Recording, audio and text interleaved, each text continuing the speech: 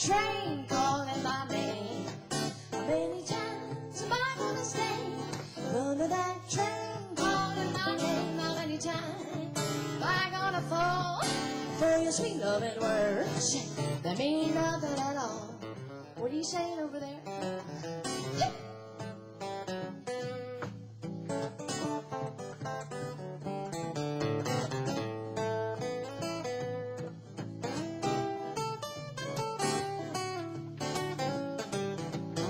When you were in town, you didn't even come around. I went to the dark side again. No matter how hard, I still send you a sweet little greeting card and send my butt right on back to the dark side. Been here before, this side of the door. It's the dark side, baby. Let me talk to you about it one more time. I'll say it. How many times am I gonna stay under that train calling my name? How many times am I gonna stay under that train calling my name? How many times am I gonna fall for your sweet loving words that mean nothing at all? Hey, baby. I say, hey, baby. Every time you come around, I get all tied up in knots. I guess I'm just a glutton for some kind of punishment or something. I say, how many times, yeah, how many times, yeah, how many times, yeah, how many times am I gonna stay under that train calling my name? All right, come on, Drew, let's jam, man. Go.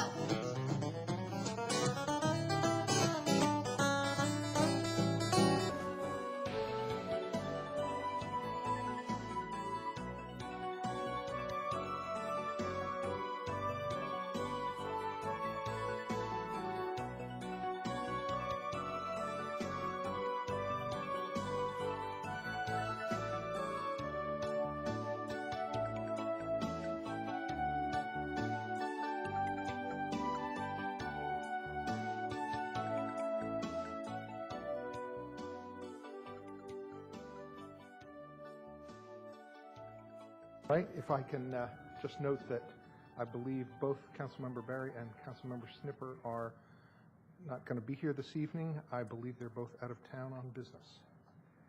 Are there any council comments? I have a couple of quick ones.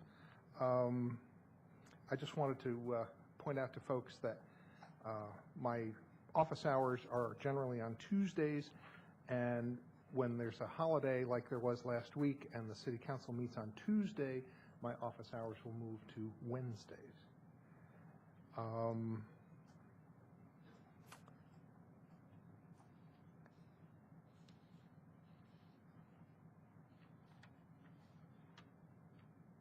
That's all. Councilmember Stevens? Thank you. I did want to remember to remind people that on March 8th from 2:30 to 5:30 is the reception for the Ethiopian art exhibit that's going to be in our gallery out here at the community center for the month of March. So I encourage people to come not only to see the art throughout the month of March, but also to come on March 8th from 2:30 to 5:30 for the opening reception. In addition to the artists being here to talk a little bit about the artwork, there will be some Ethiopian food being served and Ethiopian coffee ceremony, some music and other things. So again, March 8th from 2:30 to 5:30. And I had one other one that I just wanted to let folks know that I did send a letter today to Congressman Van Hollen requesting some federal funds. Don't know if we'll get anything, but it's for the community center in general, not for any specific purpose. So wanted to make people aware of that. The next item is additional agenda items and agenda scheduling update. There are no additional agenda items. I just want to point a couple things out on the rolling agenda.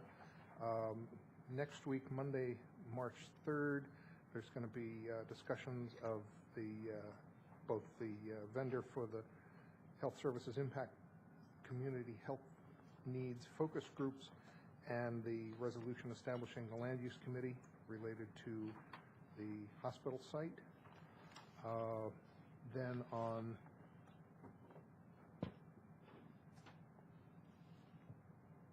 Monday, the 17th, we've tentatively scheduled the continued discussion of city committee structures and procedures, and that is assuming that the clerk can be ready, but by announcing it, I'm putting a little more pressure on her. That's the 17th. And you'll notice on the rolling agenda that Monday, March 31st doesn't have any items under it. That's because I'm trying to not schedule anything for that 5th Monday in the month so that we don't have a meeting on the 5th Monday. Yay! And the only other thing that, the only other two things that I just want to mention, Wednesday, March 19th is the public meeting on the Tacoma Metro, and that's from 6 to 8:30 in this room, and that's a Wednesday. And I'm still trying to come up with some dates for a tour of Greenbelt recreation facilities, depending on availability of folks. We'll probably try and do that on a Saturday, but we're still trying to come up with some dates. The next item is adoption of the minutes. We have minutes for January 7th, 14th, 22nd, and 28th. Would anybody like to move the minutes? Move the minutes. Is there a second? Second. It's moved by Councilmember Clay, seconded by Councilmember Stevens. All those in favor, please say aye. Aye. Any other things like no or abstain? And if you have any corrections, you can pass those down.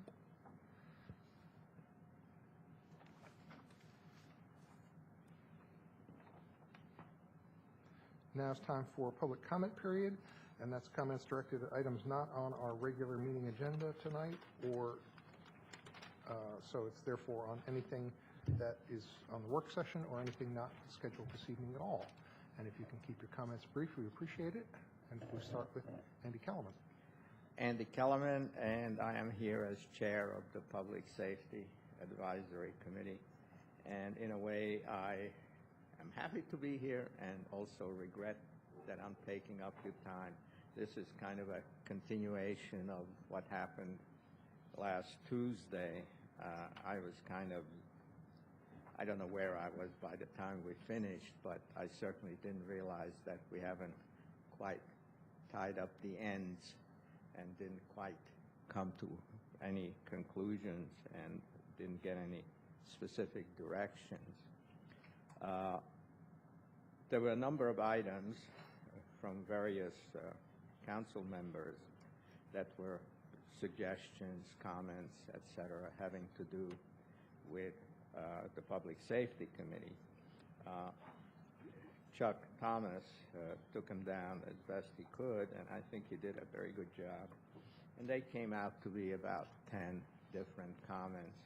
I kind of rearranged them so that they fell into more or less the same clump.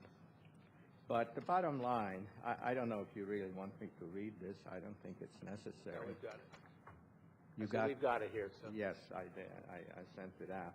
The bottom line is that the report that we sent in, that we gave you, wasn't really officially accepted. And as a consequence, the plan that was put in it, that was in the report, I can't consider as having been accepted for 2008. And the plan that we put in there has not been discussed on last Tuesday, and that was for the Public Safety Committee to focus on a safety fair for the late spring. Now, Councilmember Wright commented, whom I can't see, commented when I sent in the report that he liked the idea. And what happened in the meantime was that I was approached by Lucy Nair, who is the Safe Routes to School coordinator for the city of Tacoma Park. And she told me that there is a Safe Kids Coalition in Montgomery County that's planning to hold a fair here April 26th, which is a safe, or the Safe Kids, something like that, Safe Kids Fair. And shouldn't we partner with them? I mean, there's no sense in us having a safety fair that's, you know, comes a month later, et cetera, et cetera. So we thought that was a great idea. And she's going to come and give us a talk on that this coming Wednesday, which is our standard meeting. So I'm saying all this to underline the urgency that we'd like to have some guidance from you as to how to proceed, whether we should proceed with the fair or, you know, decouple ourselves from that and take up one or more of the items that were discussed on Tuesday.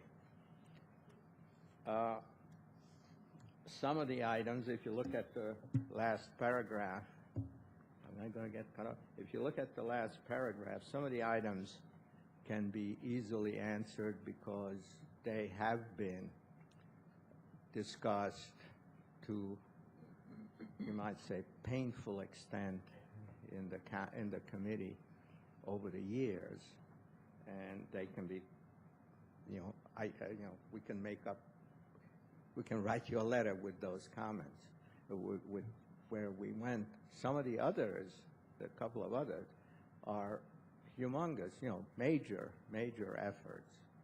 So we are in need of direction. Okay.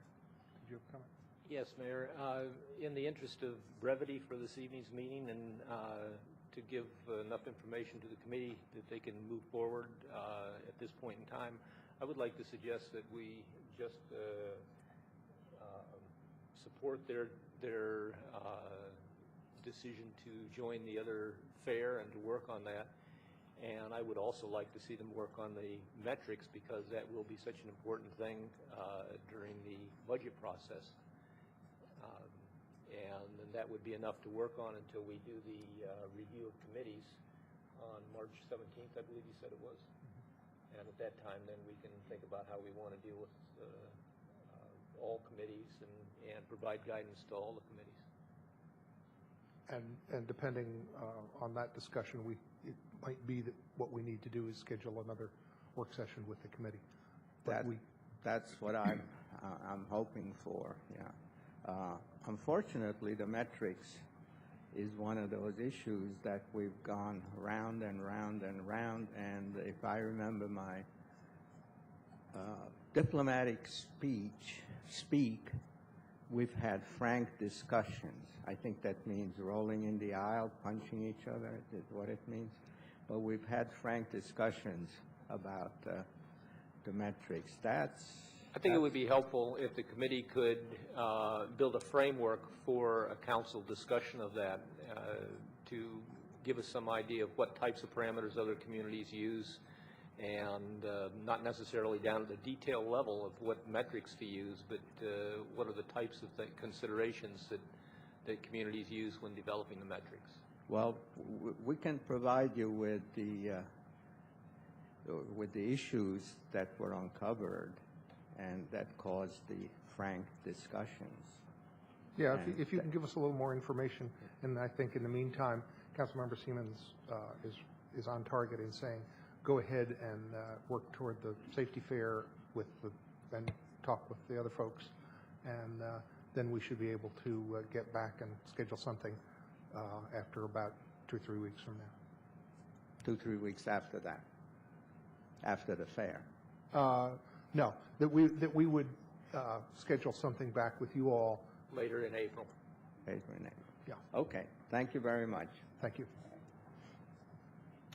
Is there any other comment?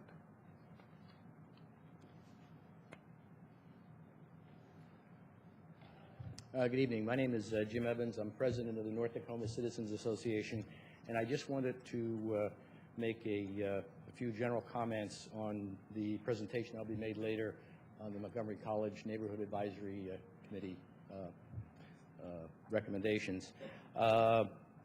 I believe, and I commend my neighbors and the people on the committee for the characterization of the neighborhood that you'll see later in the presentation. However, I've got some concerns with the recommendations that are made, and I would hope that the council would take no formal action tonight until these recommendations have been reviewed by more of our close-in neighbors in my association. The committee hasn't made a presentation to the association yet, and I'm disappointed in that they chose to come to the council first. But I think as far as the recommendations are concerned, I think it needs a little broader review before you all take any action on that. And I'm also disappointed that they didn't involve the college more in the development and vet their recommendations with the college before coming to the council. We in the neighborhood have gone to great pains in the last 10 years trying to develop a closer working relationship with the college, and it's disappointing to me personally that that they haven't chosen to be a little more open with the college regarding the recommendations that are being made. I don't think the college would have a great deal of problem with what they're saying, but it certainly doesn't foster a working relationship with the college that I think we're trying to maintain in our neighborhood. That's all I have to say. Thank you. Okay. And we won't be making any decisions tonight. We'll just hear the presentation by the committee. Thank you. And then wait for it to be taken around to the neighborhood and various folks for feedback. Yeah, I'd be willing to, set up a meeting any time with our association to receive a, similar presentation and have a discussion. Sometime we already have a meeting scheduled in March with a full agenda, but I think sometime in April would be appropriate. Okay. Okay. Good. Thank you. Thanks.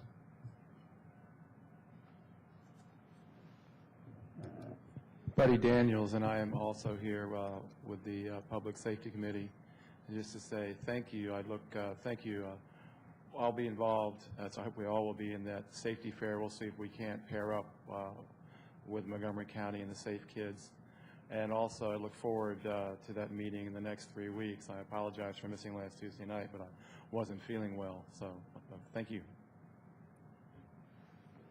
Thank you. Anybody else?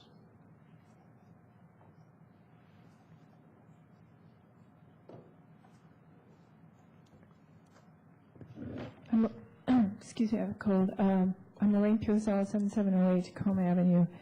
And I'm going through this report, but I just wanted to mention that I disagree with the emphasis of the recommendations and some of the recommendations. And I think the most important thing that we can do right now is help the college. The emphasis, the number one priority, is help the college lobby the state and the county to find the money to purchase more land in commercial land in Silver Spring and connect the campus and move the campus towards South Silver Spring as the neighborhood is discussed going on, I guess maybe 12 or more years ago. And as I look at this, I'm concerned about the acceptance of a development and expansion on Fenton Street. And I've talked to the college, a great deal about this. They understand how I feel.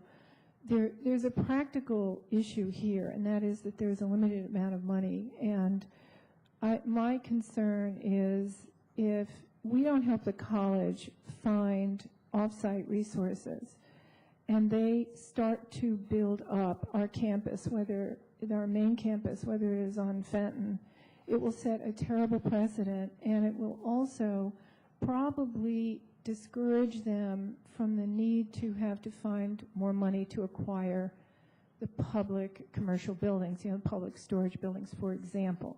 And my worry, this is a strategic, a timing, a logistical worry, because those buildings are not going to be there forever. We've been watching this uneasily, and yeah, they're there now, but in conversations with the college, they have missed and they know this, opportunities where they didn't move on land quickly enough up in Rockville, and it has hurt them. It has hemmed them in and made their expansion very difficult, and it puts people unnecessarily with odds with each other. And I'm talking vision here. I'm talking the future. I'm talking this is something that will happen. We need to plan for it now and work toward it now, but it's something to be aware of. These buildings, the public storage buildings and other commercial buildings down in that area on Burlington and going down, even across on Georgia, the Ramada Inn will not be there forever, and someone will snap them up. And then what will happen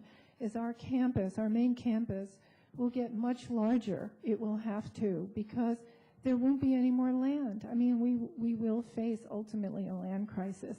The college needs some help from us, and it needs help in lobbying state and county officials.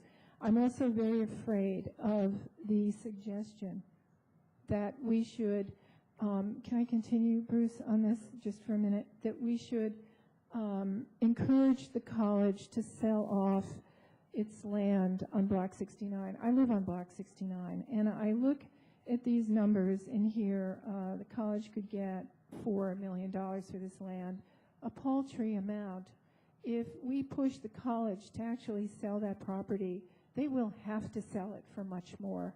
And we will end up getting very dense development there.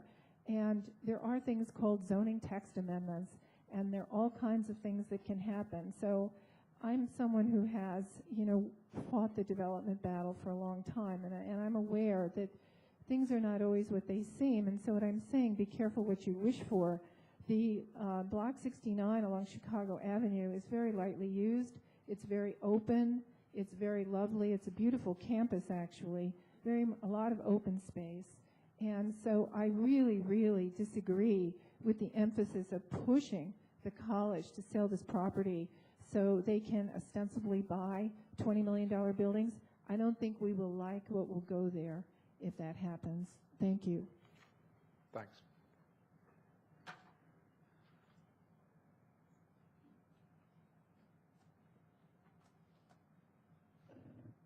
My name is Sabrina Barron. I'm the president of Historic Tacoma, and I'd also like to speak about this McNack report. I'd like to echo a lot of the concerns expressed by Jim and Lorraine, in particular Jim's concern about various stakeholders not having had the opportunity to participate in this report. The North Tacoma Citizens Association, the college really not having had the opportunity to participate in this, and my organization, Historic Tacoma, which is a stakeholder in this process due to the potential impact on the historic district and the proximity of the college to the historic district, not having been included in this process either.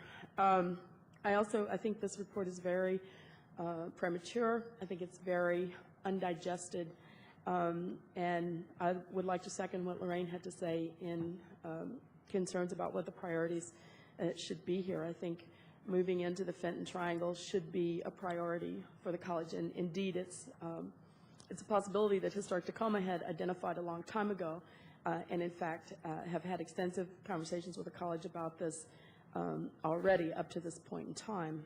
So I'm comforted to hear that there's nothing concrete going to happen with regard to this report tonight, and I encourage you to read this closely and see just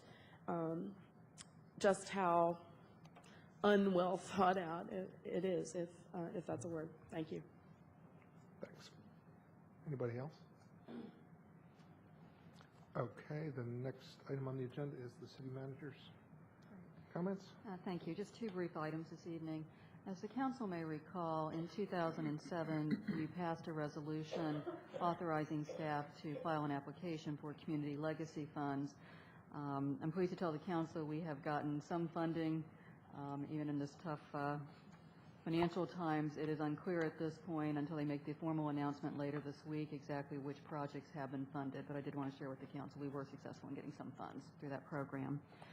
The other item I had is I think it was late Friday afternoon, I know at least Councilmember Clay and perhaps other members of the council were contacted by a resident who had some concerns about the timing on some pedestrian crossing lights in Tacoma Junction.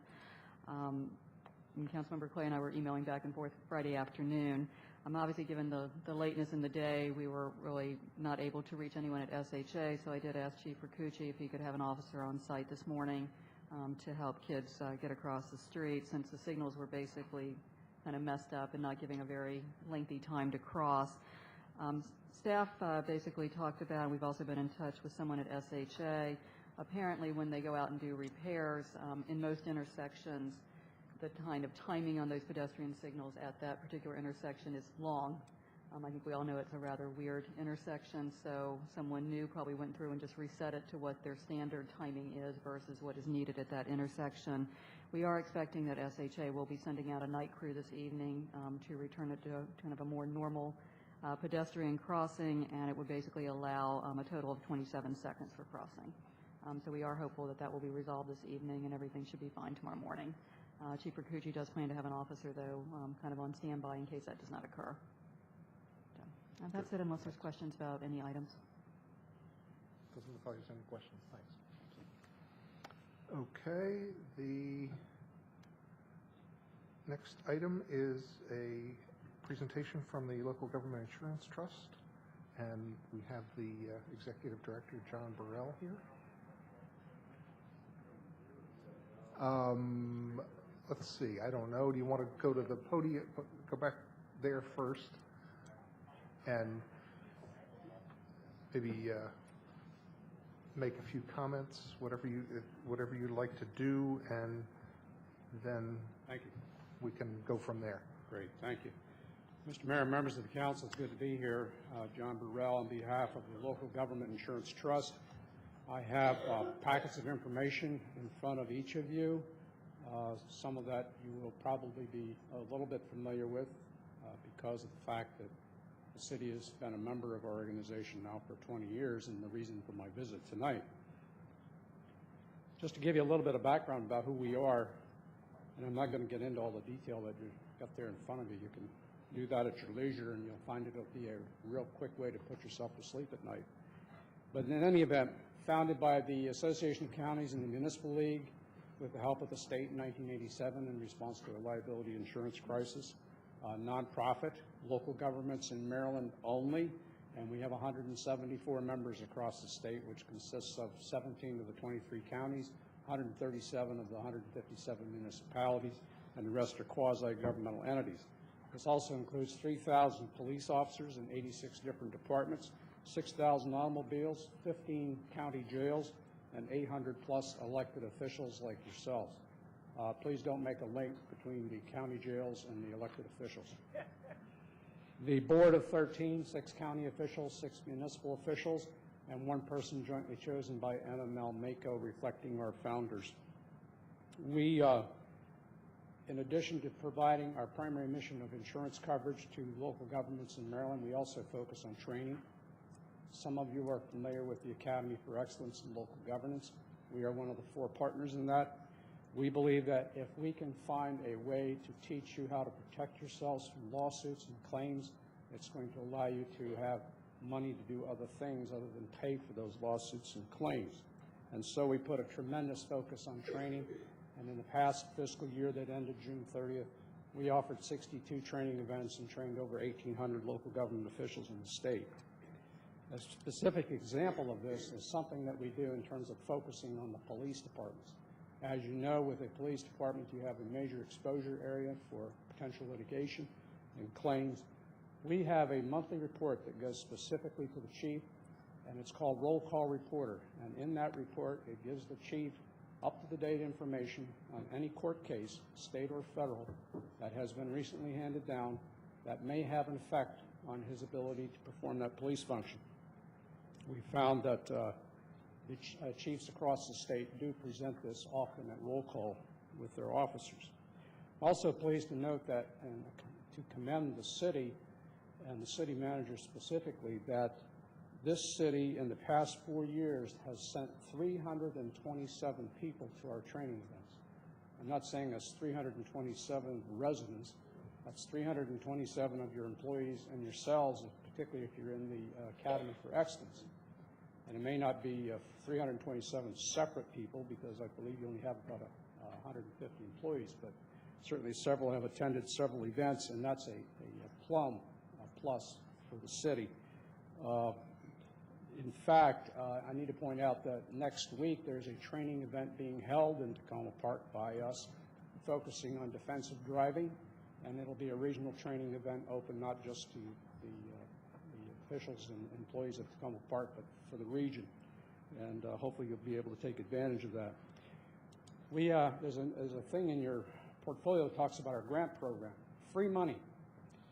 We have been funded at the level of $75,000 per year for the past 10 years to give that money out to cities, towns, and counties, our members, for specific training events. We have handed out almost $400,000 of that in the 10 years that the program has been in effect. And in fact, City of Tacoma Park has received 2 of those grants, again focusing on training, one in 2004 for police verbal judo, and one in 2006 for diversity training for your staff, your employees. But I'm here tonight not so much to talk about all of that, which I've done, I hope, succinctly. I'm aware of your timing here. I don't see the buttons on yet. But I'm here to give you special recognition because of the fact that the city has been a member of ours since August 1st, 1987. When we had that crisis in the mid-'80s, which led to the creation of the trust in 1987, the city was quick to respond to that and became a member and has remained a member since that period of time. And we value that partnership. My good friend, Jim Wilson, who was active in this community for a number of years, was very active at that time in helping, on behalf of the city, in helping put the trust together. And we all miss him. So, in any event, I have an award. No cash, but an award. Maybe the next time I come, I'll have the cash. So I need to present this to whomever on behalf of the city to accept it. If you want to. Okay. Up here or come around.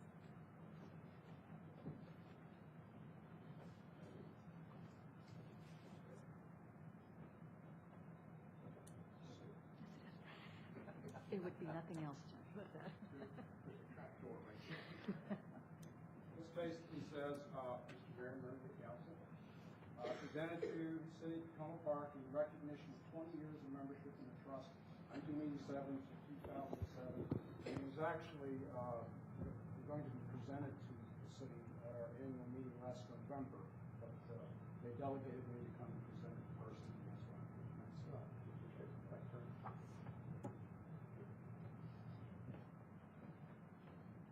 and that's all that I have. Thank you. Does anybody, I believe Councilmember Siemens has a question. Yes. You can join us here at the table if you want. Two questions. First of all, regarding the defensive driving course that you mentioned, is that open to residents in Tacoma Park or just the city staff? City staff and city elected officials. Okay. And you said there is a 10% reduction in insurance coverage. Insurance rates. Insurance not coverage. How did you say that again? This is for the defensive driving? Yes. Any individual that takes a defensive driving program that's certified, which ours is, not only will the city benefit by that because hopefully they'll become a better driver and the city will have fewer claims, but the individual will benefit by that because most major automobile insurance carriers in the country allow a 10% reduction in your personal automobile coverage premium for 3 years. So it's a good deal. Okay. And Barb, we have people signing up for that program? Okay, great. And if there's room, some of us might want to. Yeah. I can check with Karen Hampton, our HR manager, and see if there's any slots. As John indicated, we also have representatives from other municipalities and other governmental agencies. So if there is interest on the council, I can check with Karen tomorrow. Okay, thank you. And the other question I had is regarding accreditation and what kind of benefit that has to the city on our insurance coverage because we have an accredited police department. Yes.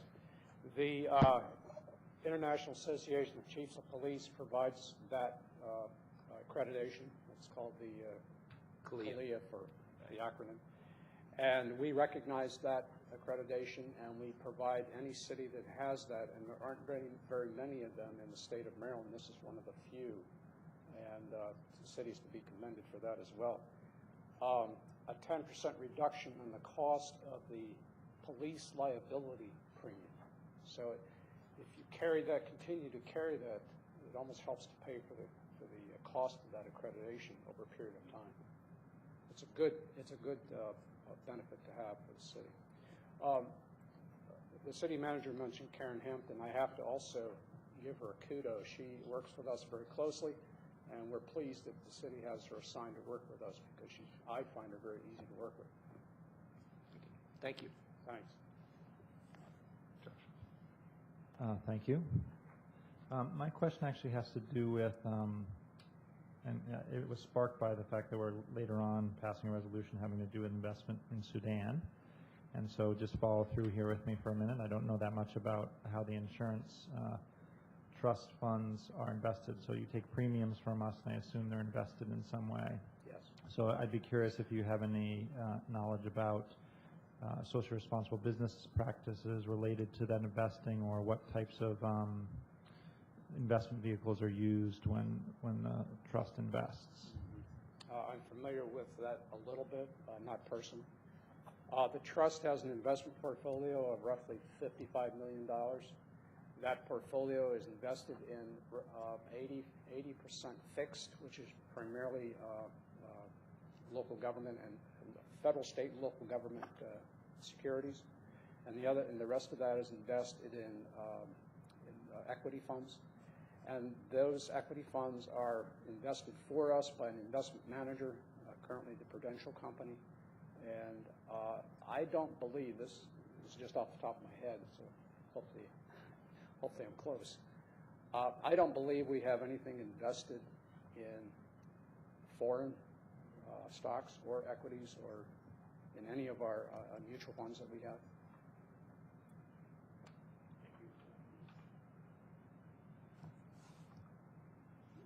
Does the trust have an investment policy about what it can invest in those? Are there any restrictions that could be placed on whoever that investment manager is? We do have an investment policy. I don't recall the details of it as it applies to that. I certainly can get that for you. Maybe if you could send us whatever information you have on that, that would be good. Yeah, keep in mind that we are also an instrumentality of government.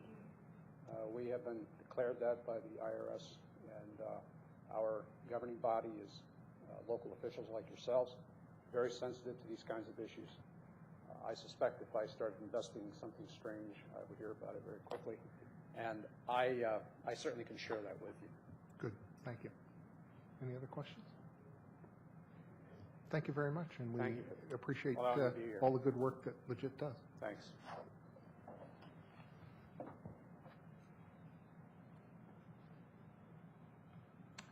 We'll now move on to our regular meeting, and the first item on the agenda is second reading of the ordinance establishing the Recreation Committee as a statutory committee. Move the ordinance. Second. Moved by Councilmember Clay, seconded by Councilmember Siemens. Is there any council discussion on this? Is there any public comment on this? Seeing none, it's second reading. Will the clerk please call the roll? Mayor Williams. Aye. Councilmember Barry. Councilmember Clay. Aye. Councilmember Robinson. Aye. Councilmember Siemens. Aye. Councilmember Sniffer. Councilmember Wright. Aye. Okay, that ordinance passes its second reading. The next item on the agenda is a resolution on the proposed Montgomery County divestment from Sudan. Move the ordinance. Second. Moved by Councilmember Clay, seconded by Councilmember Wright. Is there any discussion? I know that Councilmember Sniffer wanted to be here tonight but is out of town on business since he had an interest in this. But I think all of us are in favor of this resolution. Is there public comment?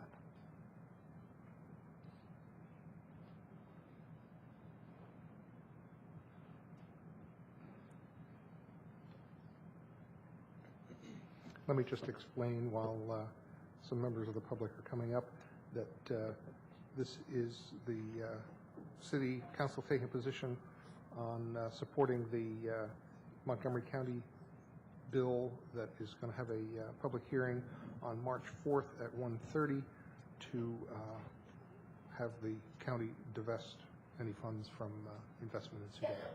Yes.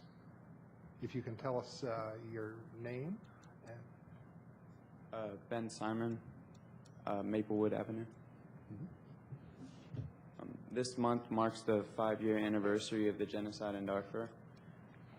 5 years. When I think back to what I was doing 5 years ago, a vague image comes to my mind of myself at Tacoma Park Middle School, along with these guys here. I was in 7th grade then, and I remember on the curriculum for English class was a diary of Anne Frank. We also learned about the Holocaust in our world history class, and it just sort of came across as this unspeakable horror that had the ability to silence and just shush the whole class of giggling students, and just for the whole month-long unit. But everything I've been taught about these horrors, every book report, class discussion in school, just all the youth as we've been growing up, it's been on the curriculum, and inevitably every time it's led to the same conclusion: never again. And so, you know, we as a country have vowed to intervene in any case of ethnic cleansing, and just because our peace of mind depends on it. And as the first incidence of an ongoing genocide, the conflict in Darfur, the genocide in Darfur, is a test of the free world. And, you know, it's like, will the international community get together and make a stand on this? And, you know, we've made some progress, but we certainly can't give up now. And because in, you know, 5 years, 10 years, when it's all over, people are going to ask, you know, did we do everything that's within our reach possible, you know, to end the genocide and to answer the call of the people in Darfur? And just the fact is, divestment is effective. It costs the county relatively little money, and it's just something we can do here and now to make a significant, you know, substantial change. So we're just here to show our support for it, and we urge you to vote in favor of the bill. Resolution. And thanks very much for your help in moving this forward. Yeah. Thank you. Anybody else want to speak? Okay. Thank you all for coming and showing your support by being here. Is there other public comment on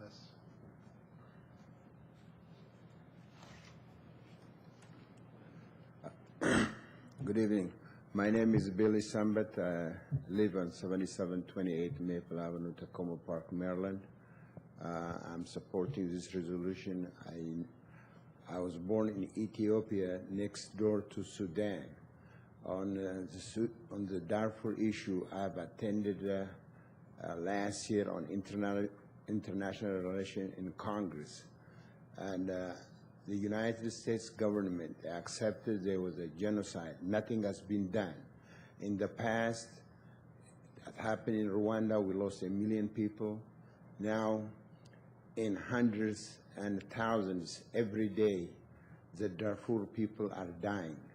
We cannot sit idle. This is just an ounce of luck or an ounce of triumph to divest, not to do with the Sudanese government.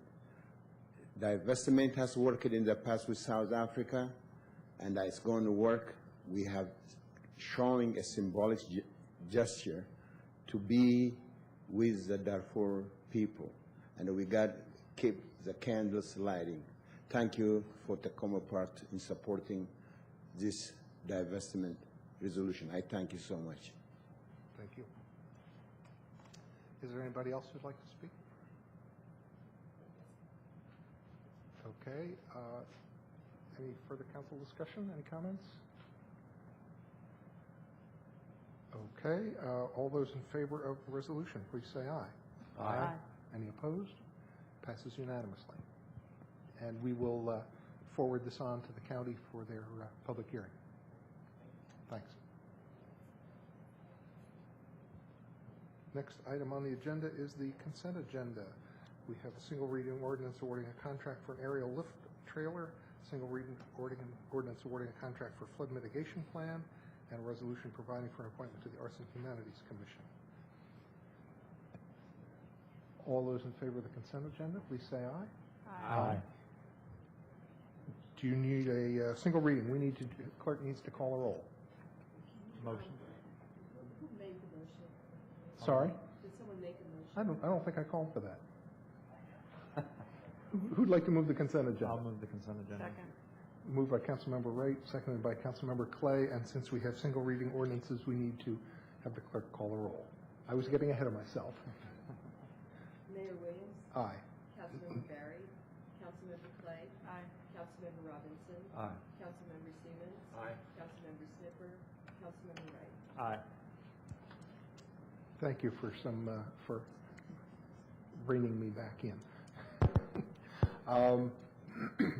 And if I could just point out that we'll publicize the public participation aspect of the flood mitigation plan.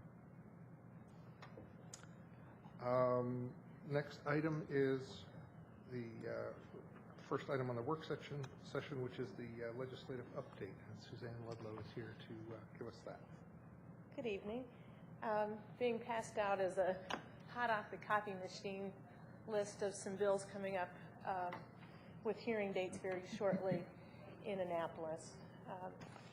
And one of the things that I wanted to go over with you tonight are some of the issues that are being talked about in the state legislature this year and how they might affect Tacoma Park. And to make sure that I understand the sense of the council on these items, that for items that do require somebody to actually physically go and testify, that there are people to do so, and generally just to let you know what's going on. One of the things that has kind of taken on a fairly large aura at the in Annapolis this year have to do with bills related to immigration and sanctuary city status. And I wanted to let you know of these because some of the hearings are coming up very shortly. And in fact, one of them is tomorrow, a major one is Wednesday, and then a whole slew of them are on March 11th. These bills basically say shouldn't have sanctuary cities and have various monetary slaps for anyone who tries to do so. There's a variety of different tacks that are taken, and we're having our city attorney review these items so that we have, our talking points together and can make a good presentation. The way that I have organized the chart is by the hearing date, because it's easiest for me to make sure that we're on track for things.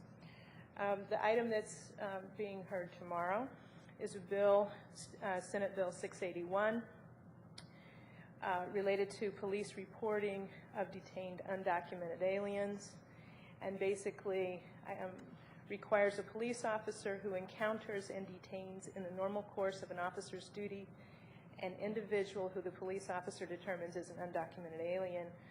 That person, the police officer then must inform the U.S. Immigration and Customs Enforcement Agency. And that, of course, is different than what we have directed the police department to do in Tacoma Park. On February 27th, Wednesday, there's Senate Bill 421, which is a prohibition against sanctuary laws. And there's another one also on the, I think it's March 11th is the House bill that's the related bill.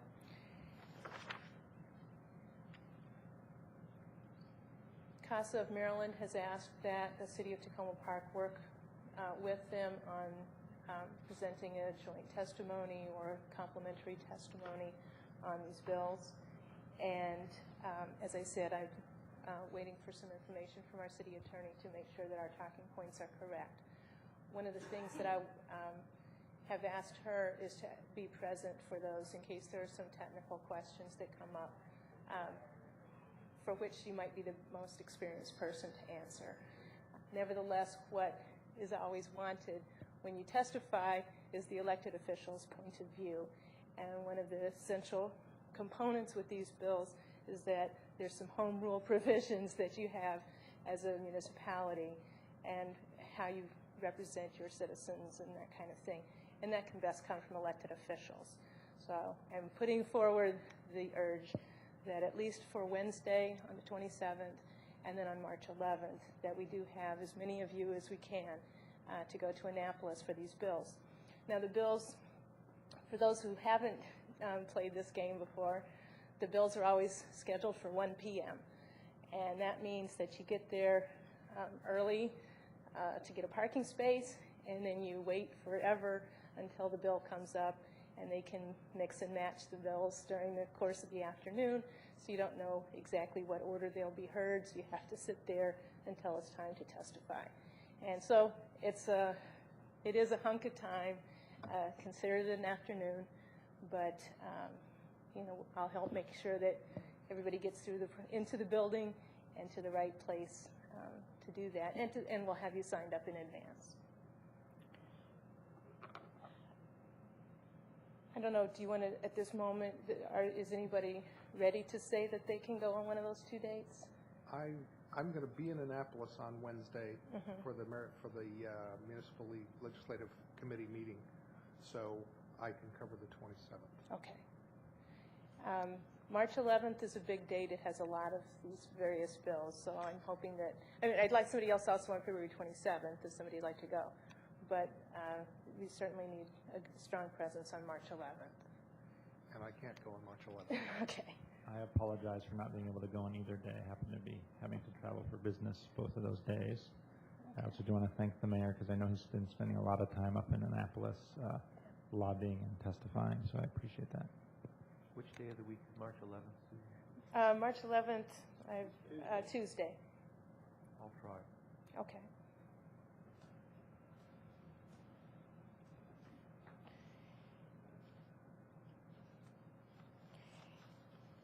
If you look through the bills before I get off the immigration one, some of the bills are really rather remarkable. I don't know how much strength that they will have, but one of them is the Citizens Rights Act. Provides that a person may file a complaint against officers and employees, presumably of a jurisdiction, alleging actions in violation of law and seeking judgment and injunctive relief. And basically, if for some reason a city official were not doing what this person felt needed to be done and related to reporting somebody to immigration, they could somehow file some charge against us. So I think it's a fairly broad bill. Again, I'd like to get the city attorney's view on exactly what this means for police officers and other city staff. But as you can see, there's a wide variety. There's English as the language of Maryland is one of the bills. In the provisions of that bill, I just put the little short summary in the chart. But this would actually preclude providing information in other languages as part of doing governmental business. So I have a question. Yes. Are you saying that the Citizens Rights Act is crafted particularly so that somebody else could sue us for not? Or act against us in some way, yeah.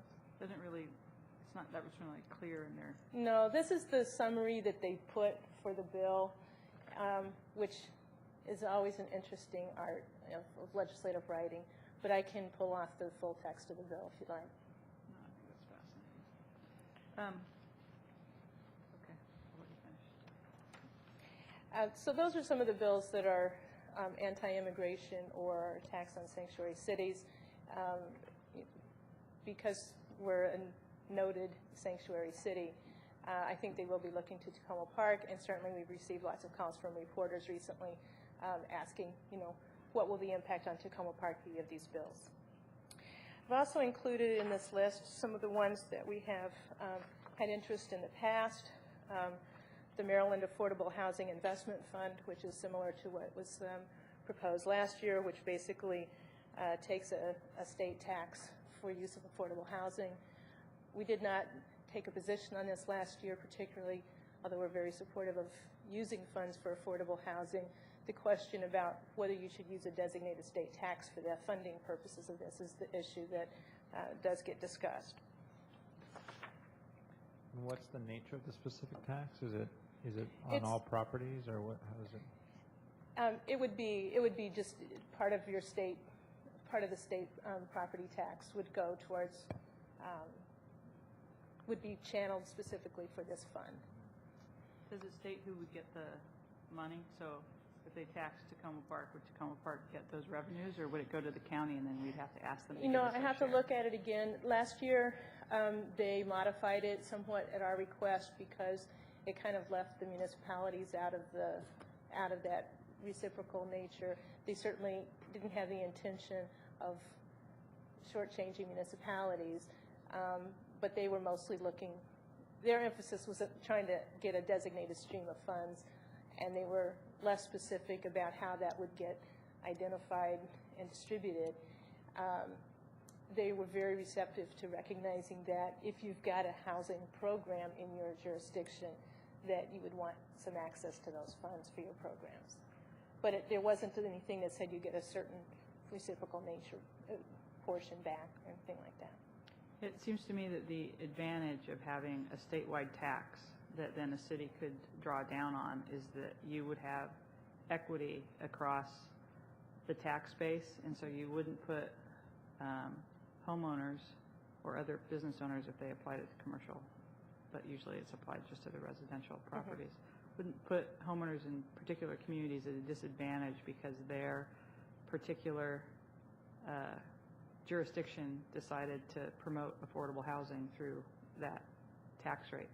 And we have that already in the whole city taxation structure, that there's a disadvantage to people who live in cities, and that cities have to add additional taxes essentially to provide services. So it seems like it would behoove us to support a state affordable housing tax so long as we could access the income, at least the income that was generated from our jurisdiction, and then possibly a pool of income that was generated from other jurisdictions that didn't want to engage in affordable housing. It's a good mechanism for redistributing those fair housing dollars. Everybody pays a fair share, even if they don't ultimately retain affordable housing in their own community. They're at least paying into the state's affordable housing. I'll look again at the specifics of this year's. The way that it was crafted last year is that they had different components. Some were some grants for some specific items, and then others were distributed around. But let me look, and I haven't looked at the details for this year's proposal. I personally don't think it's going anywhere, given the state's situation, but it is a priority of Tacoma Park to look at ways to get affordable housing funds and programs in our community. There are several different items here giving municipal corporations authority to do certain kinds of taxes. A building excise tax, there's a hotel rental tax increase, and I think there's one other one that I saw, a transfer tax. There is an item that caught my eye, the Jane E. Lawton Loan Program. This is a program to provide an environmental fund that jurisdictions and nonprofits could get grants from. So it's kind of a nice program sponsored primarily by the Montgomery delegation. Suzanne? Yes. Do you have any sense, I mean, you said the affordable housing one wasn't going anywhere. Do you have any sense on the county and municipal corporations transfer tax bill? I don't have a sense of that. Okay. I don't know, Bruce, did you? I'm assuming that's the MML priority bill. It's a little unclear at this point. It's still being supported by both MML and MACO, and there's a chance that it may go somewhere, but it's still to be determined. And if I can just point out while we're looking at those bills, those are mostly up before Ways and Means on Thursday. Correct. And I will be in Annapolis on Thursday. So I can try and get to Ways and Means. I'm also going to be testifying at the Judiciary Committee for the Civil Marriage Bill. That's why I'll be in Annapolis. So, yeah, one of the things I just want to mention is that there's several different ways for the city to put its position forward. There is testifying. There is preparation of a position statement that's then handed to the committee on the day, and that's the most common way of the various organizations to share the information. And so if there's something for which we don't think our physical presence is needed, but we want to go on the record, we make sure that statement is there as part of the package. Obviously, there's emails and other kinds of things to our to the members of the committee or to our representatives. But I think that for the most effective ways, either the actual testifying or the position statements are important. For something, it may be a question if we need to have somebody there for the transfer tax. With MML taking the lead, it may not be necessary unless they ask us, but a position statement would be important for that. So I guess on those, if we have position statements, I could deliver them. And that would be nice. And since they're to Ways and Means, and our delegate is chair of Ways and Means, right, we can get there. I could take the opportunity to go in and try and get a minute and say hi, and here's our information. Right. There was one that caught my eye. We're not probably taking a position on, but I just wanted to, on the homestead property tax credit, there is a proposal to not require people to say if they live in their property or not. I think we should take a position opposing that. I do too. I'm a strong believer in having. Yeah, it costs us tens of thousands of dollars. It doesn't have to be cumbersome to have to just affirmatively state that you're actually living in the house that you're getting a homestead property tax on. I personally am having a trouble with the rental property that I bought in College Park, getting them to remove the homestead tax credit from it because they gave it to me automatically, even though I have a commercial loan, even though I've stated that I don't live in the property. You shouldn't have to stand on your ear to get the to get them to take your money. Credit, but you should have to at least affirmatively state that you you should have to affirmatively state that you actually live in the house.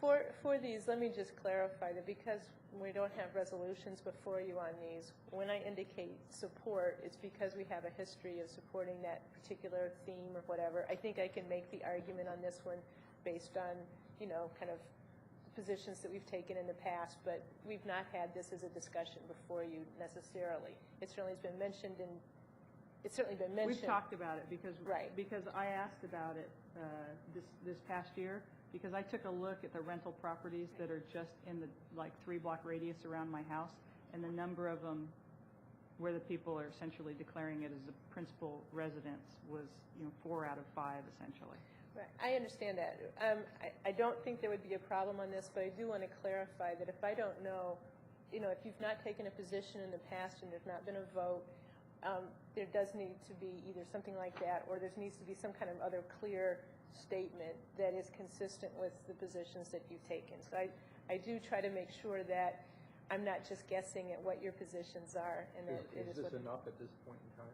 I'm sorry? I said, is this discussion enough at this point in time, or do you want to? On this one, I do think that there's enough other kinds of documentation about us making sure that what our tax base is and that kind of thing, that this one, I think with your discussion here, I think that would qualify, but it's a little bit shaky. In general, I do like resolutions if it's a topic that hasn't really been kind of formally discussed. I would be interested to hear Peter Francho's position on this.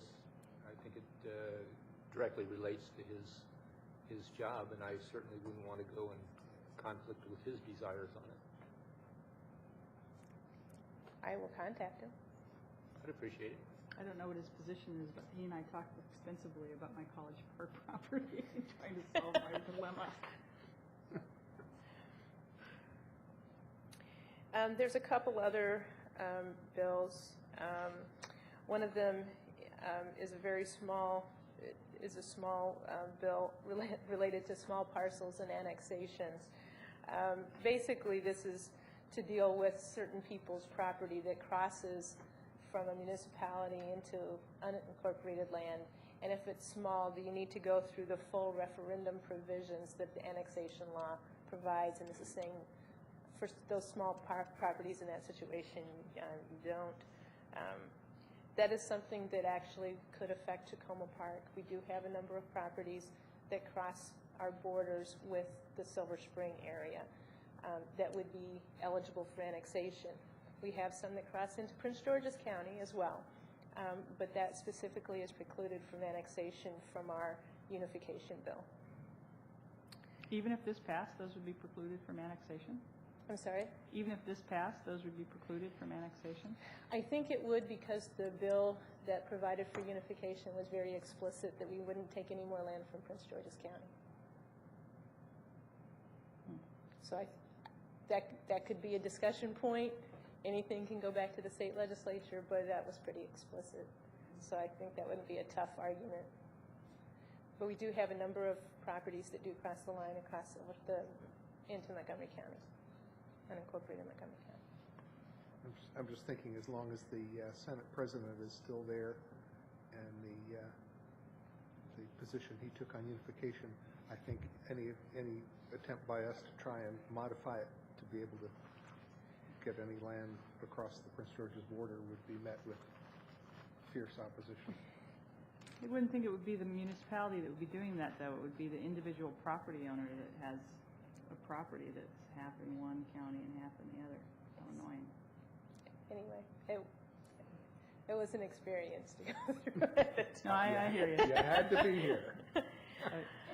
On March 6th, in the environmental matters, is the mercury switch removal from vehicles bill that Committee on the Environment particularly has been championing with the city for the city of Tacoma Park. I do know Catherine Tunis will be there that day. She'd love to have some company. This is one where if somebody's there, I think it's fine, but otherwise a statement of support is probably sufficient for that item. I'll be there the day before. Those are the bills that are coming up in Annapolis. Obviously, there's many, many more bills, but the ones that seem to most affect Tacoma Park would be of municipal interest. I'm sure you have this in your talking points for the Sanctuary City bill and the, I guess they're calling it the Criminal Procedure Police Reporting Detained Undocumented Aliens bill. I just think it would be a very important talking point to make, and you probably already have this in there, that as a local government, we know best how to keep our communities safe, and that we should continue to have the leeway in these areas to best instruct our police force in working with the community to keep people safe. That's the only argument I'd make. And did you want to mention Rockville on March 17th? Yes, I was just going to mention there are some county council items coming up as well. Obviously, you just passed the bill related to Sudan divestment, and I heard you make the announcement that the public hearing on that before the county council is Tuesday, March 4th at 1:30 p.m. I don't know if somebody wants to go and present that, but certainly the resolution would be, I think, sufficient for that public hearing. But if somebody wants to testify, that's fine. One of the big issues, obviously, for a long time has been tax duplication and our revenue task force. Recently, a report from the Office of Legislative Oversight was issued that talked about municipal revenues, and there's some concern that some of the information and some of the calculations that are referenced in that could jeopardize the obtaining a good and fair formula for some of the items in that tax revenue task force process. As a part of that concern, the local chapter of MML has suggested that we have at least one municipal representative from each municipality at the discussion on Monday, March 17th about that report, hearing the presentation of the report and just putting in a physical presence. And Bruce, did you want to talk to that for a moment? I know Fred Felton sent out the email to everyone, but yeah, and it seems to me that he had a link to that report in there. yes, you can get the report from the Montgomery County website. I know we've got a copy, a couple copies. I know, Barb, I don't know, did you want to mention anything about the specifics of that? I think most was just like a couple calculations in a way that we don't agree with. Yeah, there was one specific item that I think will probably be the topic of some discussion at this week's meeting of the task force. It dealt with some debates we've had in a subcommittee regarding the road maintenance formula, and apparently one of the members of the committee is a staff member of the county council, and had some thoughts that we had, at least the municipalities had discarded at the committee level, and much to our dismay, it showed up in that report. So we'll be talking about that on Wednesday. And that discussion Monday on that is the Management Fiscal Policy Committee, I think? I think it is. That would be what it would be under. And yes, and that's Monday, March 17th at 9:30 a.m. So we'll send out more information on the details of that, but So please put that on calendars. Yeah, I think maybe at this point we'll just try and track all of these and keep coming around and talking about stuff as we need to, and continue to kind of see who's available and who can go, and if we need to take a particular position, if we need to come up with a resolution about something, if discussion will do, and we'll just try and monitor all this stuff closely for the next it's about 2 months. Yeah, about 2 months.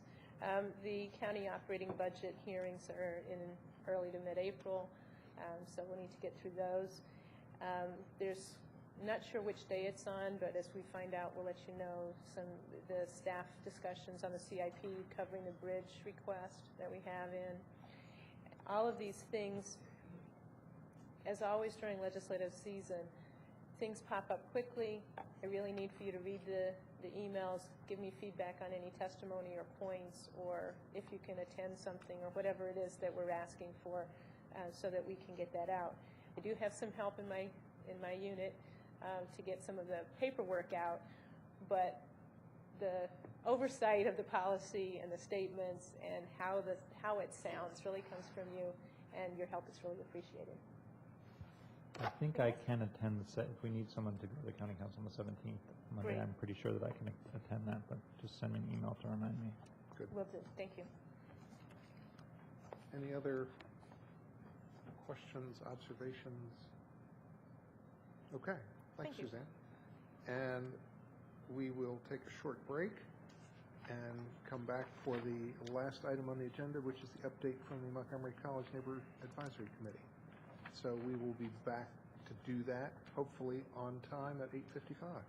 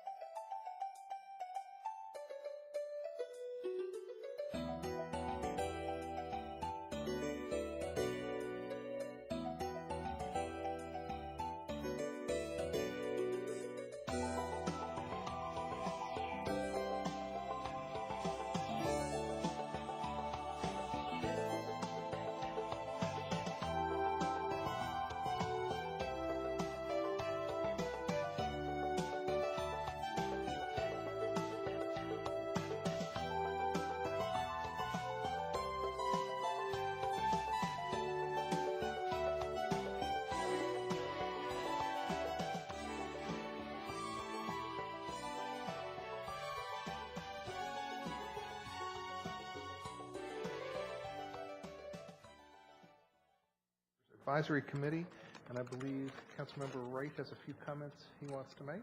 Thank you, Mayor Williams. First, I do want to thank the committee for all their hard work into the late evenings and on the weekends. I went on a tour of the neighborhood with them one weekend day. So I want to thank you for all the hard work and the diligent effort you've put in on this. Particularly thank you to Frances for all her effort in corralling the information and putting together, I think, a very good presentation to help us think about the issues surrounding the college. The second is I want to thank Brad Stewart and Dave Kapp for being here and make it very clear that the city is very supportive of the college. We want you as part of our city, from my perspective, and we want to be good neighbors with you. And I think good neighbors work together to find solutions that work for both of the neighbors. And I know that in its recent history, the college has been much better about that, and we hope that trend will continue. I know that Brad wants to say a few things also while the committee's up here, so we're inviting him up to the table as well. And I would just be clear that this is a briefing, that the committee has done a great job preparing some information to help us think about. It's not the final report. The council and staff will have to think about these recommendations. And I think there will need to be some further discussion. I know Jim Evans from the North Tacoma Citizens Association would like us to talk to more of the members of that association, and we intend to do that. I intend to do that. So this is an important briefing, but not the end-all, be-all. And we look forward to working with the college as a partner in this. Okay.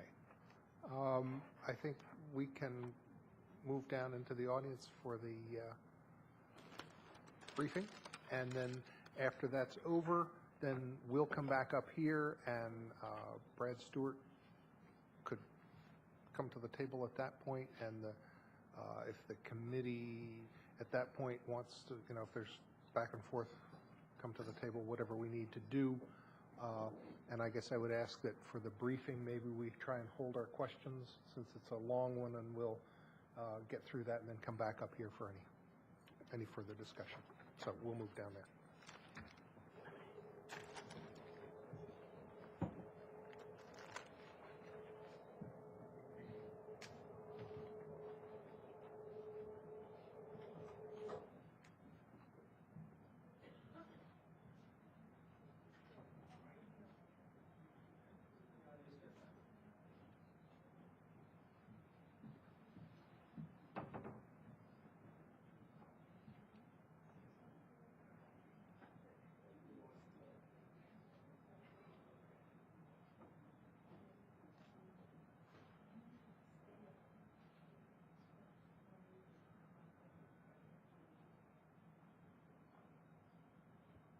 We ready? Right, good evening. I'm Frances Phipps. I'm the interim chair of the Montgomery College Neighbors Advisory Committee, and we're very pleased and thank the mayor and the council for making this time available for this first briefing. We see this as the beginning of a public discussion on these issues, and echoing what Josh said, this is not the end at all. This is really the beginning of the public sessions. What I'd like to do is introduce the members of the committee that have been working so very hard on these issues. Some have been here for almost a full 3 years on this issue. Some have actually been engaged in this issue since 1970. Others are more recent here. So I'd like to start here on my left with John. And Mark Friedman. I live on Baltimore. Sorry, I'm Mark Friedman. I live on Baltimore Avenue. Kathy Jentz. I live on 800 block of Philadelphia. Arlene Markowitz, Islington Street. Esther Herman, New York Avenue. We have 2 of our committee members that are out of town, but we also are very lucky to have one of our advisors. Tacoma Park, as you know, has a great deal of talent in the city, and much of this talent was here to help us think through some of these issues. that are very difficult. Very pleased to introduce Carl Elefante, AIA architect with the well-known firm of Quinn Evans Architect, and he will be joining us at the end when we're going through the recommendations. So with that, let's turn and get started.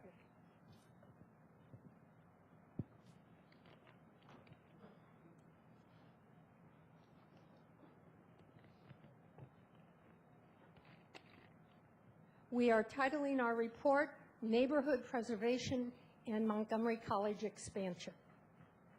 And we hope that we're providing enough substance so that both of us, the city and the college together, can determine a vision for the future. One of the reasons that it's important that we do this now is that the college is in the process of updating its master plan. And we see that the city has an opportunity to join with them and outline a vision that goes well into the future, beyond short-term building by building acquisition, develop a long-term vision that takes us out 10, 20 years into the future. One of the reasons we felt it important that we come before the mayor and council at this time is that in the last several months, the college has really begun to expedite the process of gathering its information, and they indicated that the time input would be twofold. One would be at an early stage starting, it was in January till spring, probably the end of April, and then they saw another time for comment after the planning was put together in the autumn when we could come back and speak to the specific recommendations. We felt it very important that the city have an opportunity now to start identifying issues, identifying possible solutions, going out to the community and start discussing these and doing it in a non-crisis atmosphere. It's quite important that everyone have time to begin to think through all the issues. We've been focusing on it for several years now, and this is, as I said, the beginning of the public debate, and we know it takes time for this to be processed. Our presentation really has 6 areas of discussion, but we're going to focus primarily on 3. The neighborhoods and their surroundings and their character, Montgomery College, Tacoma Park and the Silver Spring campus, and then our recommendations.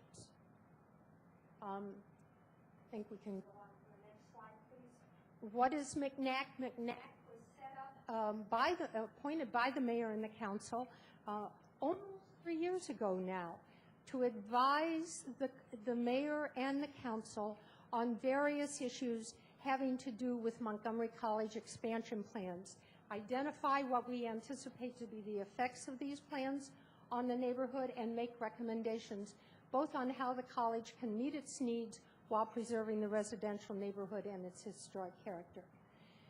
What we hope the purpose to be of this report is to provide long-term certainty for the neighborhood and the college by providing recommendations for preserving and enhancing long-term residential quality of life in our historic neighborhoods and identifying opportunities for long-term growth and expansion of a legacy campus in Tacoma Park. The challenge, of course, is to create vision and balance and opportunity. For those of you not familiar with the campus, and since we've been looking at it for so long, we seem it almost is unnecessary to identify the location, but this is Tacoma Avenue. This is 410 Philadelphia, coming up here, intersecting with Fenton Street, crossing over. This is Burlington Street. That'll come down to Georgia. This is Fenton, and this is Chicago Avenue. Chicago Avenue actually functions as the boundary for Tacoma Park. Half of Chicago Avenue is owned and controlled by the city of Tacoma Park. The other half is in Montgomery College. Next, Montgomery County. Thank you. To talk a bit about the North Tacoma neighborhood, I'd like to turn it over to Mark Friedman. Thank you. I've lived in North Tacoma for 8 years now, and I've been on this committee for about a year, and it's been a real privilege because it's a great committee with people from all over the neighborhood and all over our neighboring neighborhood, and it's been a very open open committee with diversity of views and perspectives. Taking a look at the neighborhood now, as we're focusing here just on what we sometimes call Block 69 for these purposes, which is one block of the overall North Tacoma neighborhood. Really, the total neighborhood starts at Piney Branch Road, and then it extends up until you get to Silver Spring, bounded by the railroad tracks on the west, and the neighborhood extends off up past Philadelphia. There are houses up here as well that are part of North Tacoma, and the Fenton Gateway neighborhood, while it's in Silver Spring, functionally we think of it as an extension of North Tacoma Park in many ways. Our neighbors there are our neighbors. They come to our block parties, they come to our picnics, they come to our house concerts. They're very much part of the neighborhood.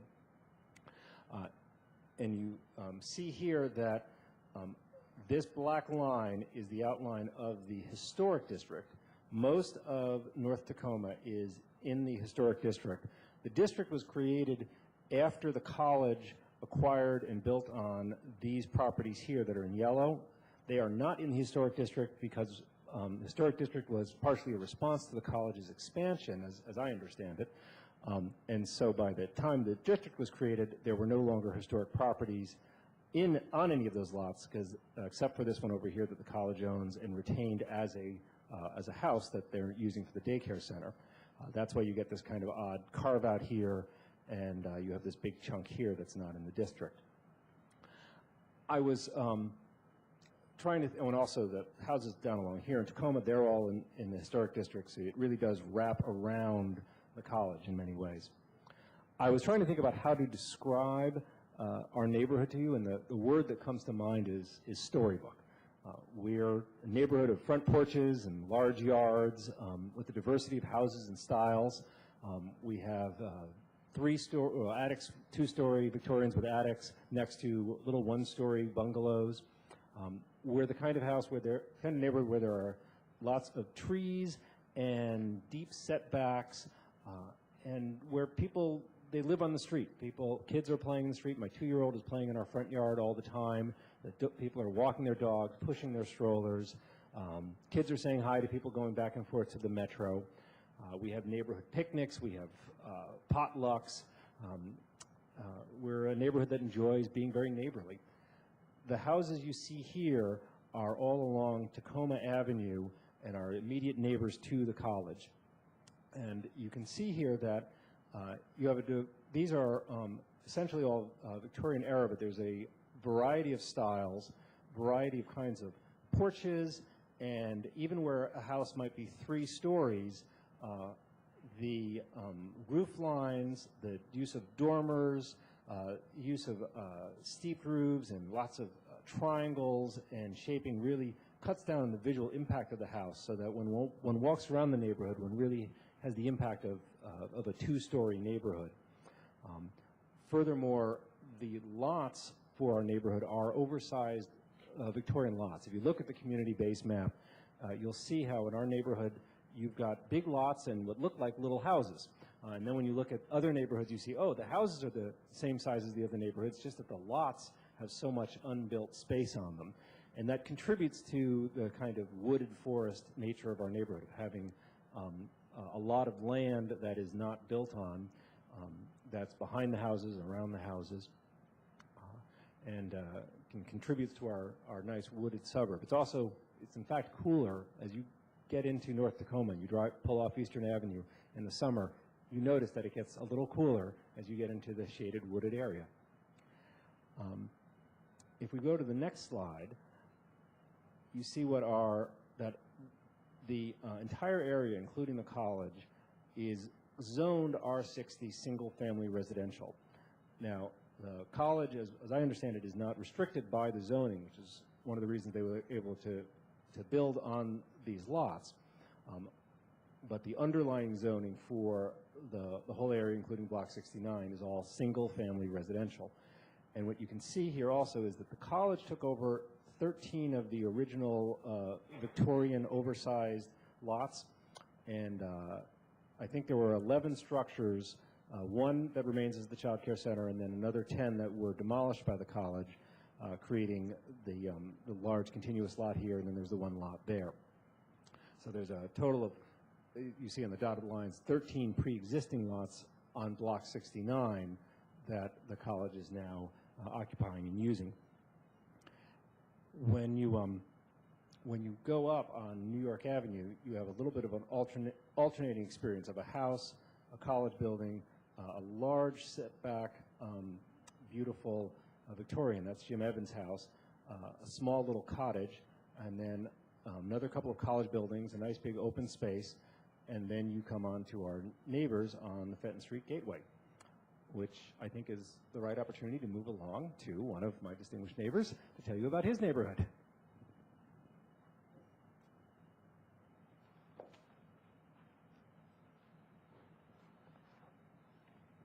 Thank you, John Hannon. First, I would like to say publicly thank you for myself and Arlene and Kathy for having us non-Tacoma Park residents be on the committee. We're very much appreciative of it. It's a good opportunity for us. We think it's quite important as well. We do, as Mark said, we live right across the street, and it is a street. It's not, and it is a political boundary, but it doesn't keep the people from interacting. We are neighbors. We all live and work around the same school, and we are very much think that we can contribute and very much appreciate the opportunity. So the street boundaries of what we call the Fenton Gateway neighborhood clearly is called Fenton Gateway because the Fenton is called Gateway because the school is right here, and you're having people come down Chicago Avenue, down Fenton, into our neighborhood or through our neighborhood and to the school. So it's a gateway to the campus and then also to Tacoma Park. The boundaries are Philadelphia Avenue, 410, Chicago Avenue, a little bit of New York, and then up Fenton Street to the corner of Philadelphia and Fenton. You can see, I'm sorry, could you go back just a little bit? One more. There's quite a few more houses there than on the Block 69. That's because the lots are smaller, the houses are a little bit smaller. There's maybe 2.5 to 3 times as many residences. The other factor is, of course, that the college has a large percentage of the former housing space on Block 69.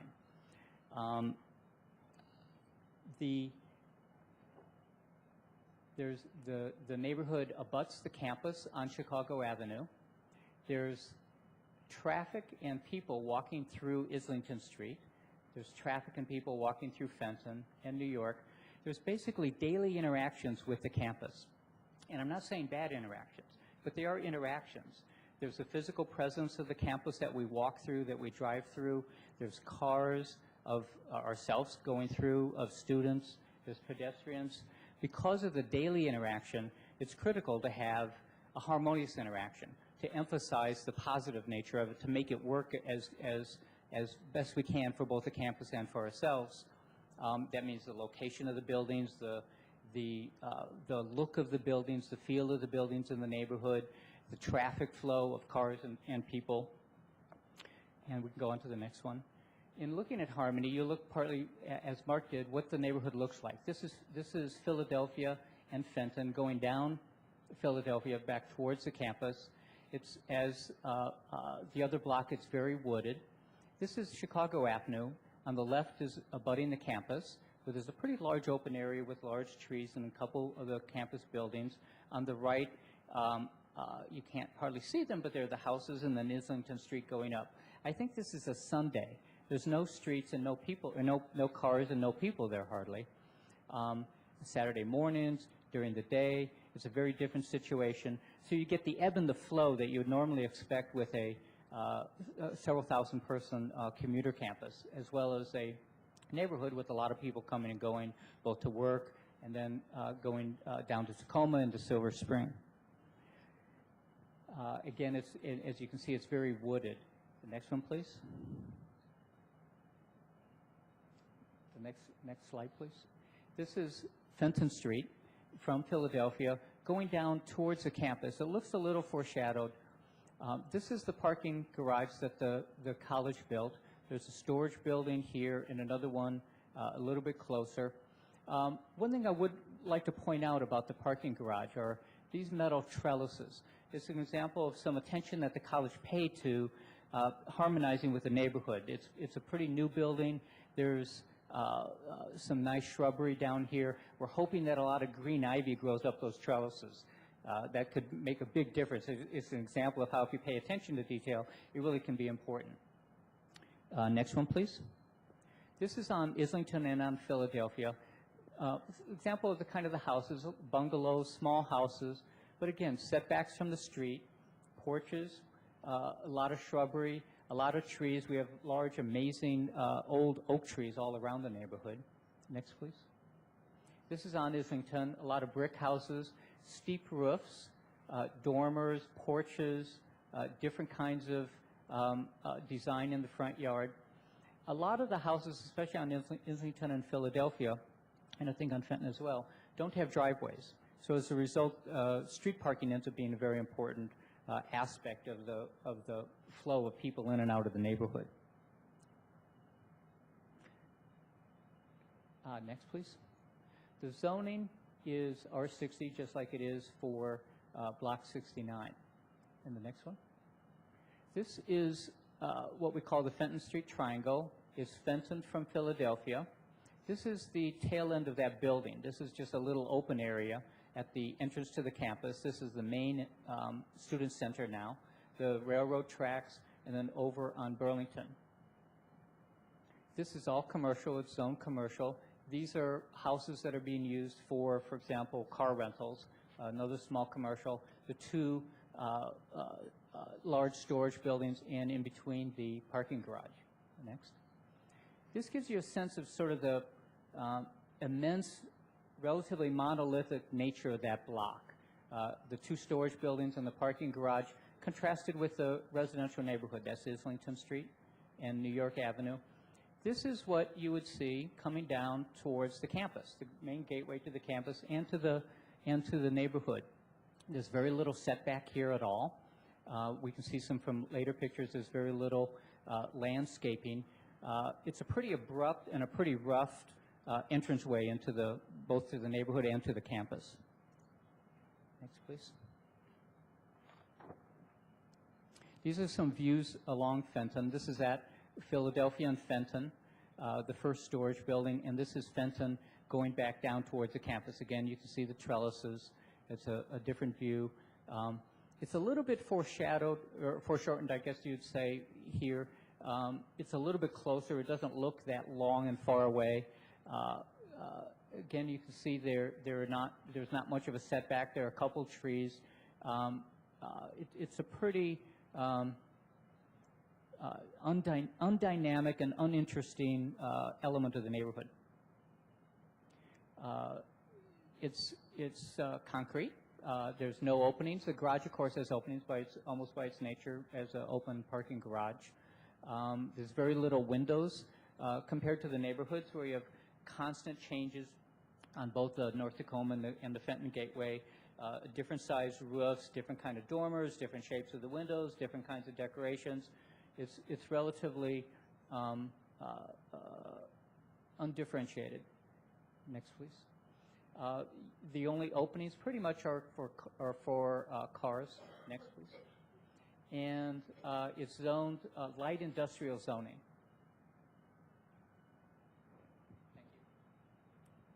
Thank you very much. We're going to go to the next segment now of our presentation. Having discussed the neighborhoods and the character of the neighborhoods, we're going to start talking about Montgomery College itself, and we're going to briefly touch on the background and history, and then we're going to talk about expansion over the years. And with that, I'd like to turn it over to someone who's lived through this history. I'm, as I introduced myself, Esther Herman. I've been a resident on one block east of the campus since 1972. That's 35 years. I'll go back into a little bit of the history. This building here was an old resort hotel. Well, it wasn't old then. In the early 1900s, And then it burnt down. I don't know how old it was. I don't have the history on that, but that was the first building on the campus area. And it then became here part of Bliss Electrical School, and it was a Montgomery College academic building from 1950. I think I remember when it was torn down because I had one of the benches from the campus in my yard. Next. In 1970, that's when the campus expansion began into the surrounding neighborhood. And the sale of one residential property, and then there was a lot of controversy. We moved in 72, so right after we moved in, there was a lot of controversy over what was happening to the houses and the lots on Block 69. So between those first years in 1970s, the 10 additional properties were sold to the college.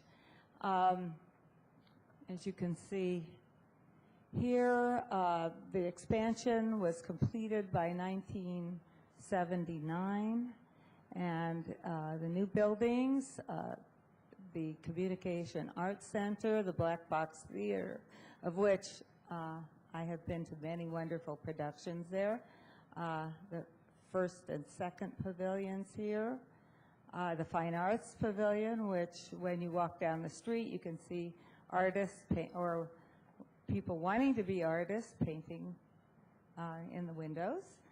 And then there's the Child Care Center, which is still one of the homes along Tacoma Avenue.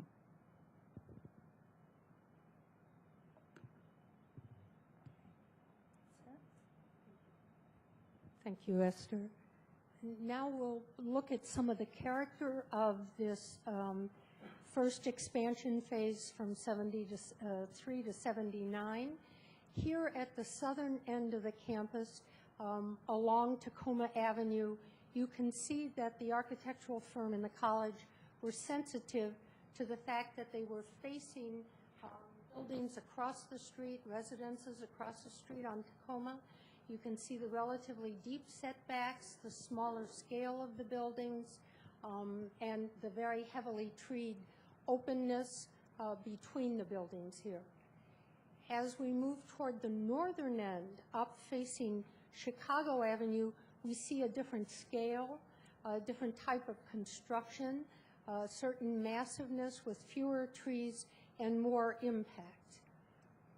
Here also at the northern end, but in the recent expansion period, we see the new dynamic student services center that is very much reflects the vigor and the style of the western campus over on Georgia Avenue. It is much larger. It is significantly larger than any of the other buildings on the core campus, the old 70s campus. And it has a great deal of hardscape at the entry and very light landscaping. So as you see, as we've moved north, moving more toward the Silver Spring area, we find the character and the nature and the scale of the buildings are changing. I think some of the general issues have to be directly addressed. The current campus is really reflective of 1970s thinking. That seems at times so remote for most of us, maybe some of you here weren't even born, that it's hard to imagine that institutions, governments, thought very little about moving in neighborhoods and bulldozing houses and constructing things that were regarded as serving the public good. This no longer is something that would happen today. It's extremely unlikely and probably impossible in most cases for any large institution to identify a historic neighborhood and say we're going to expand there. The thinking today in terms of locations and best practices is that this sort of approach never would have happened.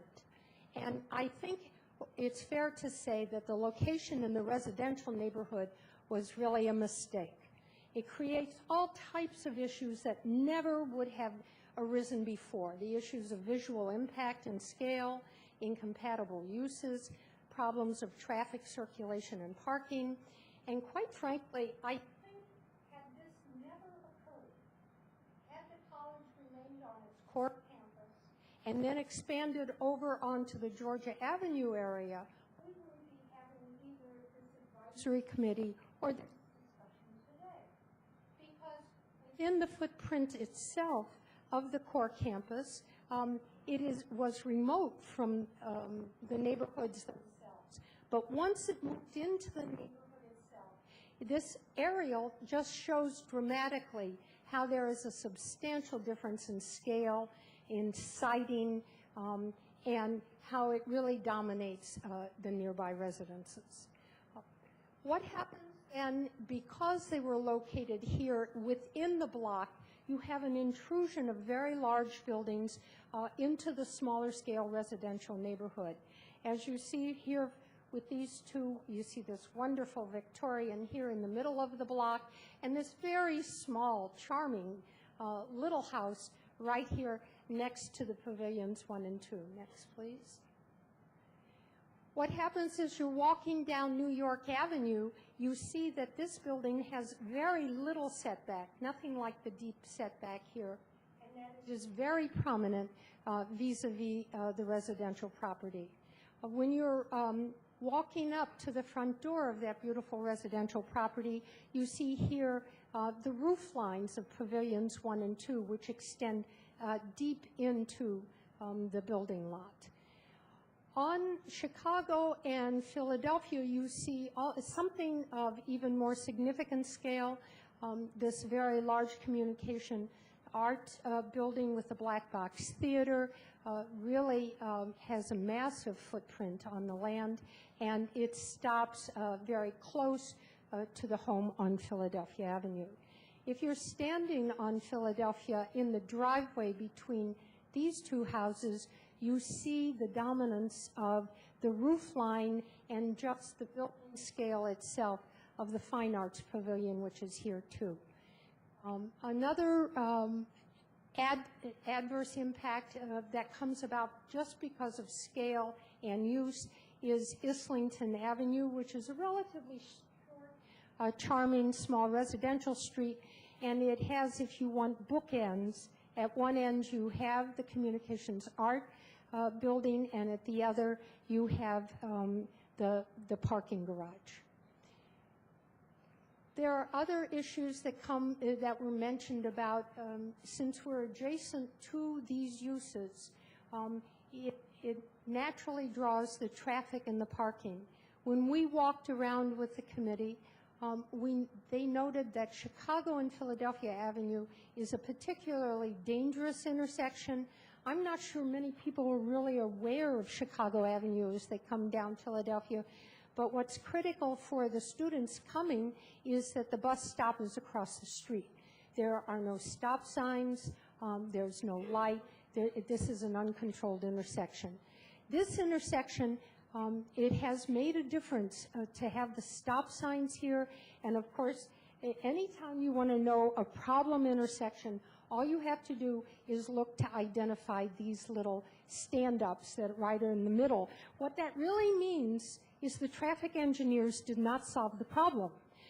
They're calling your attention to it in every way they can because they really have not determined what the long-term solution is. Now what we see is because people are actually fairly good about stopping for the pedestrians, we see that there tends to be a stream of pedestrians and that a car will stop here and then it'll stop in the middle of the intersection here because one person has completed it, the transit, but the other is just beginning. Our recommendation is that this intersection be examined for pedestrian-controlled light here. That would begin to consolidate the flow of traffic. Uncontrolled parking situations, this is Chicago Avenue, a much more typical view than the one that John showed you. This is actually, this car is hanging out over the edge of New York Avenue. This side is Tacoma Park's responsibility, and we have several meters along here, but I don't believe that metering is enforced at all. What happened, this is human nature. You want to park as close to the site, even though you have a wonderful garage right there half a block away, it's half a block away. You want to get as close as possible, and the students are the same as we are. On this side of the street, actually, there's very restricted residential parking, but that should be enforced by Montgomery County, but it's probably more in the absence of enforcement. This is, go back one, please. This is 2 doors down from the beautiful new Student Services Center. This is one of the few driveways available here, and this may be a little small business, maybe leasing parking spaces during the day. Is it? I thought that was the next house down. It's the next house down, I think. The second era of expansion was 2001, 2007, and please correct me, Dr. Stewart, if I'm getting it wrong. But the main thrust was a move toward the creation of a western campus. Here's Burlington Avenue, Georgia Avenue here, and this is really the center of their new dynamic growth. And the focus is on healthcare, the K-Fritz Arts Center. This is going to be the new Cultural Arts Center, which is being built right now, and of course, the Student Services Center. Since the Student Services Center, which in style and feel is remote, this is a bridge connection over here that begins to link the 2 campuses. This is the architecture, the style. As you see, it's much more 20th century. This is not a historic district. This shows the modern growth of a first-class campus along a major busy intersection, a significant intersection of Georgia Avenue. Next, please. One of the things that I think important to emphasize is that Georgia Avenue is a major arterial, and you assume that traffic would be there. It also reflects that in its zoning designation, in that it has CBD1 and industrial zoning over there. This December, there was in a meeting with college officials, there was a mention that they were thinking about the possible demolition of these 2 buildings, the Pavilions 1 and 2, and the Communications Arts Facility, and replacing it with a companion building to the Student Services Center. Later, a week later, at the North Tacoma Association, and we're very pleased that the president of that association has sat in on most of our meetings and most of our debates. It was mentioned that there was a possibility, the consideration, that these would be torn down and companion buildings to the Student Services Center would be constructed there.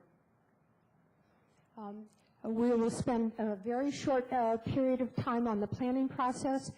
There's a great deal in the packet for your review, but I'd like to ask Mark to touch on the key points. I will very quickly touch on the key points, which I don't claim to be an expert on. Perhaps one of the most important point is that it is a largely private planning process, although, as has been mentioned, the college has created opportunities for the community to have input, I think in the spring and then again in the fall. But the college will develop its plan and present it to the Board of Trustees for the Board of Trustees to then comment on and approve it however they see fit. Thereafter, they have the mandatory referral process. It's a little confusing here because the referral is mandatory. They have to get input from Park and Planning. But what was confusing to us for a while was that the park and planning comments, it's not mandatory that the college follow them. The college has to get them and consider them, and the college told us that the bottom line is that they value the input heavily, but that at the end of the day, the thoughts of parks and planning are advisory only. The college, of course, is always in a bind. Everyone wants them to provide more services to more students, but then they have to get funding for it for somewhere. And their major funding sources are from the Montgomery County, from the state legislature, and from the Board of Public Works, which I can't remember if the comptroller chairs that or not, but I think the state comptroller is on the Board of Public Works. Isn't that right? Well, it's a process. That's their general process. We recently learned that University of Maryland has started to experiment with a different process where they have set up an advisory committee for their building plans in the College Park area. Now, of course, they're a lot bigger.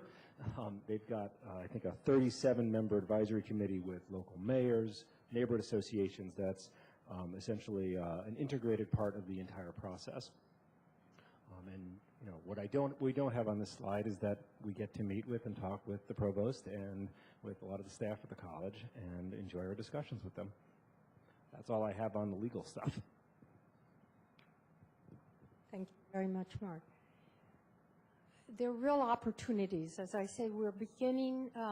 The college may be in process of drafting its plans right now. And we have real opportunities to sit down and explore creative alternatives for the future and correct mistakes of the past. I think really the biggest thing is the most important thing for developers and the most important thing for neighborhoods are certainty. If you know what the rules are, if you know what the jurisdiction wants, if you know what the long-term policy is, then you can make your plans accordingly. And you shift from being speculative to investment. So we're trying to identify opportunities for long-term college expansion and the creation of a sustainable legacy campus. We also want to identify measures that ensure the protection and the enhancement of the residential neighborhood quality of life. We have 3 areas of recommendations, one having to do with the neighborhood preservation, the second having to do with the college expansion possibilities, and the third is our strong recommendation that there be a continuing college-city partnership that has an underlying structure. In first, the primary recommendation of the committee when we looked at this in terms of neighborhood preservation was to begin to sell all the properties that are in Block 69 for residential use only. As you know, the zoning is R60. If new person were to come in to build on a property such as that, they would have to build a single-family R60 structure. This house could easily be recaptured. It's kept its original residential aspect. These 2 buildings here, it'd be very difficult to create any residential aspect to these. What we see is in terms of the 13, we think there are 11 or 13 buildable lots. Nobody scaled them out.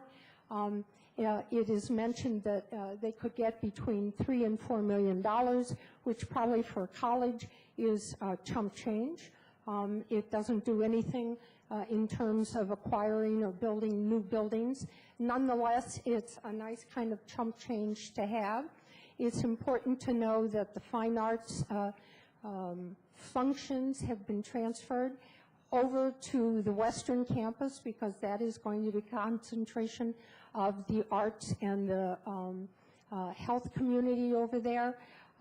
When completed, the Black Box Theater will also be, the functions will be transferred over to the Western campus.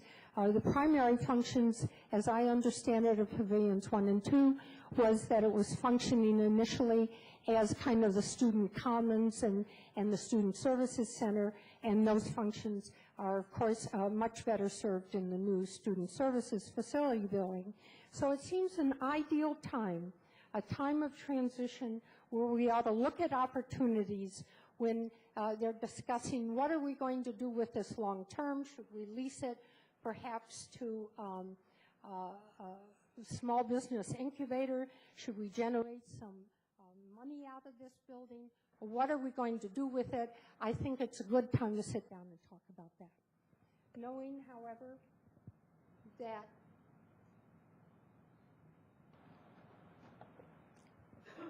this may not be the way decisions are made, and I think it's important to understand that what the advisory committee was doing is felt they really should come and advise the mayor and council first on what their thinking and alternatives are. We feel it important that the jurisdiction have alternatives to consider and then go out to the community and talk about these alternatives and see if there are others that should be brought to the table. And then once the city really gets a sense of the right direction it wants to go in, then it can sit down. Why should they bother the college if none of these proposals are going to be adopted? We say if this primary recommendation is not endorsed or for some reason cannot be implemented, if we still believe very strongly that the most intrusive uses in the Block 69 be removed, that the Child Care Center be sold, and that the Fine Arts Pavilion, which I understand now is housing some English classes, that be sold as well, and new properties here. Then you would have a consolidated residential footprint here. But should any new buildings be built in this area, then we have suggested design guidelines that would begin to replicate and lower the scale and begin to create the same kind of openness that we see here in the southern portion of the campus. That is, we feel that the roof line should not exceed the R60 height of 35 feet, that there should be sloping roofs incorporated, that there should be openness between buildings and heavily landscaped, and that where buildings begin to come uncomfortably close to residential properties, that the rear or the touching area of the buildings be stepped down in respect to the existing residential area. Our next slide is that in addition, there should be no new development along, we're thinking 20 years out, there should be no new development along Tacoma Avenue. Right now the Commons is under renovation. It had been identified for renovation and funds have been secured. But we think also in long-term thinking that this respectful treatment of this neighborhood facing one another should be continued. We see there may be an opportunity along Fenton here to take advantage of a significant change in grade and use the topography to reduce any mass and height of this new building. And you should have reminded me, Carl, come. Carl graciously said he'll bring a professional perspective to our recommendation, and it was from the point of view of some professional working in the field and who works on college expansion in the district, give some of his ideas. Could you go back to the first one, please? Thanks, Francis. Permit me to start by just saying a word or two about what I'm doing here this evening and why I'm involved to begin with. I'm an architect. I live in Tacoma Park. I'm a resident of Tacoma Park. I'm doing this as a resident of Tacoma Park. Over the last 35 years, a lot of my career has been devoted to historic community revitalization planning and has also been devoted to college and university planning and building work. So both sides of this, both the Montgomery College planning side and the historic neighborhood preservation side, are very familiar subjects to me. Now, I would also say that one of the ground rules that I sort of gave to the committee about my own advice in this is that I'm not going to try to help plan Montgomery College's campus for them. It's their responsibility to plan their campus. On the other hand, the residents of both the Gateway neighborhood and North Tacoma neighborhood have basically asked me to give my professional opinion about the legitimacy of their concerns. Are these legitimate concerns in both the worlds of neighborhood revitalization, historic neighborhood revitalization in particular, and in campus development? Are these legitimate concerns or not? Does this make sense to me with that background of experience? So I want to go back to recommendation number 1, which I think is clearly a very thorny one, a very difficult one, and just make 3 points. The first is that such intervention of an institutional use in a residential neighborhood, and particularly in a historic residential neighborhood, is unusual. Today it really would be considered to be unacceptable. It presents a real challenge. What do you do with a condition that is sort of widely indicated to be an unfavorable condition? What are your options? And I think that for the college, it really represents a difficult condition today in its current form, because it's a low-density development of a very important piece of property, and it's also a very dispersed use of college uses scattered across a lot of land. From the residential standpoint, it's an unbuffered adjacency. Both of those conditions present difficulties to both of those stakeholders. The other thing about it is that the future path is really unclear. How do you solve this problem? There don't seem to be a lot of obvious upsides to any particular way to proceed. Perpetuating this awkward condition that currently exists is unfavorable in and of itself. Doing anything to intensify the intrusion of the college in the residential neighborhood also seems like it will just make conditions worse rather than better. And then obviously to withdraw institutionally from Block 69 would be extremely difficult for the college. And on the other hand, identifying another alternative isn't necessarily any easier. And I would just simply say that this is the type of issue that I've faced before, where the maximum of flexibility and cooperation between the parties is what's really required. I want to go to the next slide, the second, and one more, the core campus. Regarding the core campus, I would just make a couple of quick observations. One is that the Student Services Center is a significant jump in the scale, size, and character of the campus buildings in the area. I would describe it as going from a suburban campus model to an urban campus model. Clearly the density, land density, is terribly obvious. Then the other thing that I would say about it is that if the Student Services Center is considered to be a prototype, is considered to be a signal of where the development will take place on the core campus and what the character of the development would be on Block 69, I think both of those are legitimate causes of concern for the neighborhood, that neither one of those is on its surface a very appropriate approach to a college development, a campus development immediately adjacent to and in fact intertwined with a historic residential neighborhood.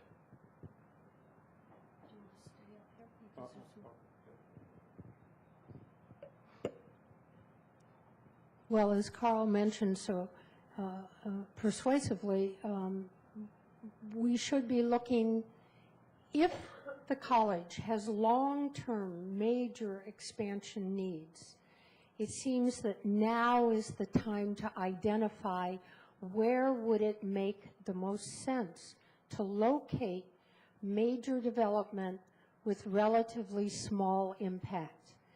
And with that as the parameters, and following really recommendations that have been coming out of the Neighborhood Association and out of Historic Tacoma for many years, we fully endorse the recommendation that the college should look to purchase long-term the Fenton Triangle parcels, particularly this major storage facility right here, and the second major storage facility as well as the small little commercial holdovers from an earlier era.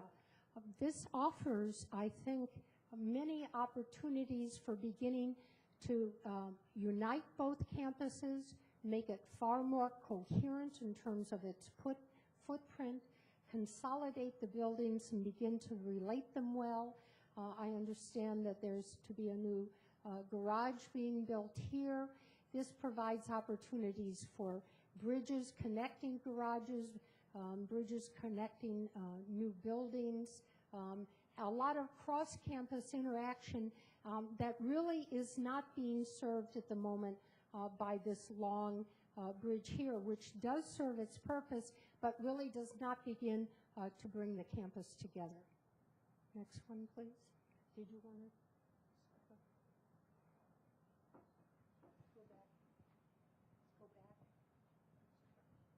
Well, again, I just want to kind of reinforce a couple of thoughts here. Again, I don't think it's the community's responsibility to design the college campus for them. The college campus has its own job to do in that regard. But I do think that when you weigh potential futures for the core campus and for Block 69, you have to do it in context. And that context is one question is, are there reasonable alternatives to increasing the density of either the core campus or development on Block 69? And I think that the point that Francis is making here with the Fenton Triangle is that from the point of view of the neighbors, there is an attractive alternative, and that is to develop a piece of property which is both a problem in its current form for the existing neighborhood, and then also clearly has high potential for the university, for the college, excuse me, to be able to develop it.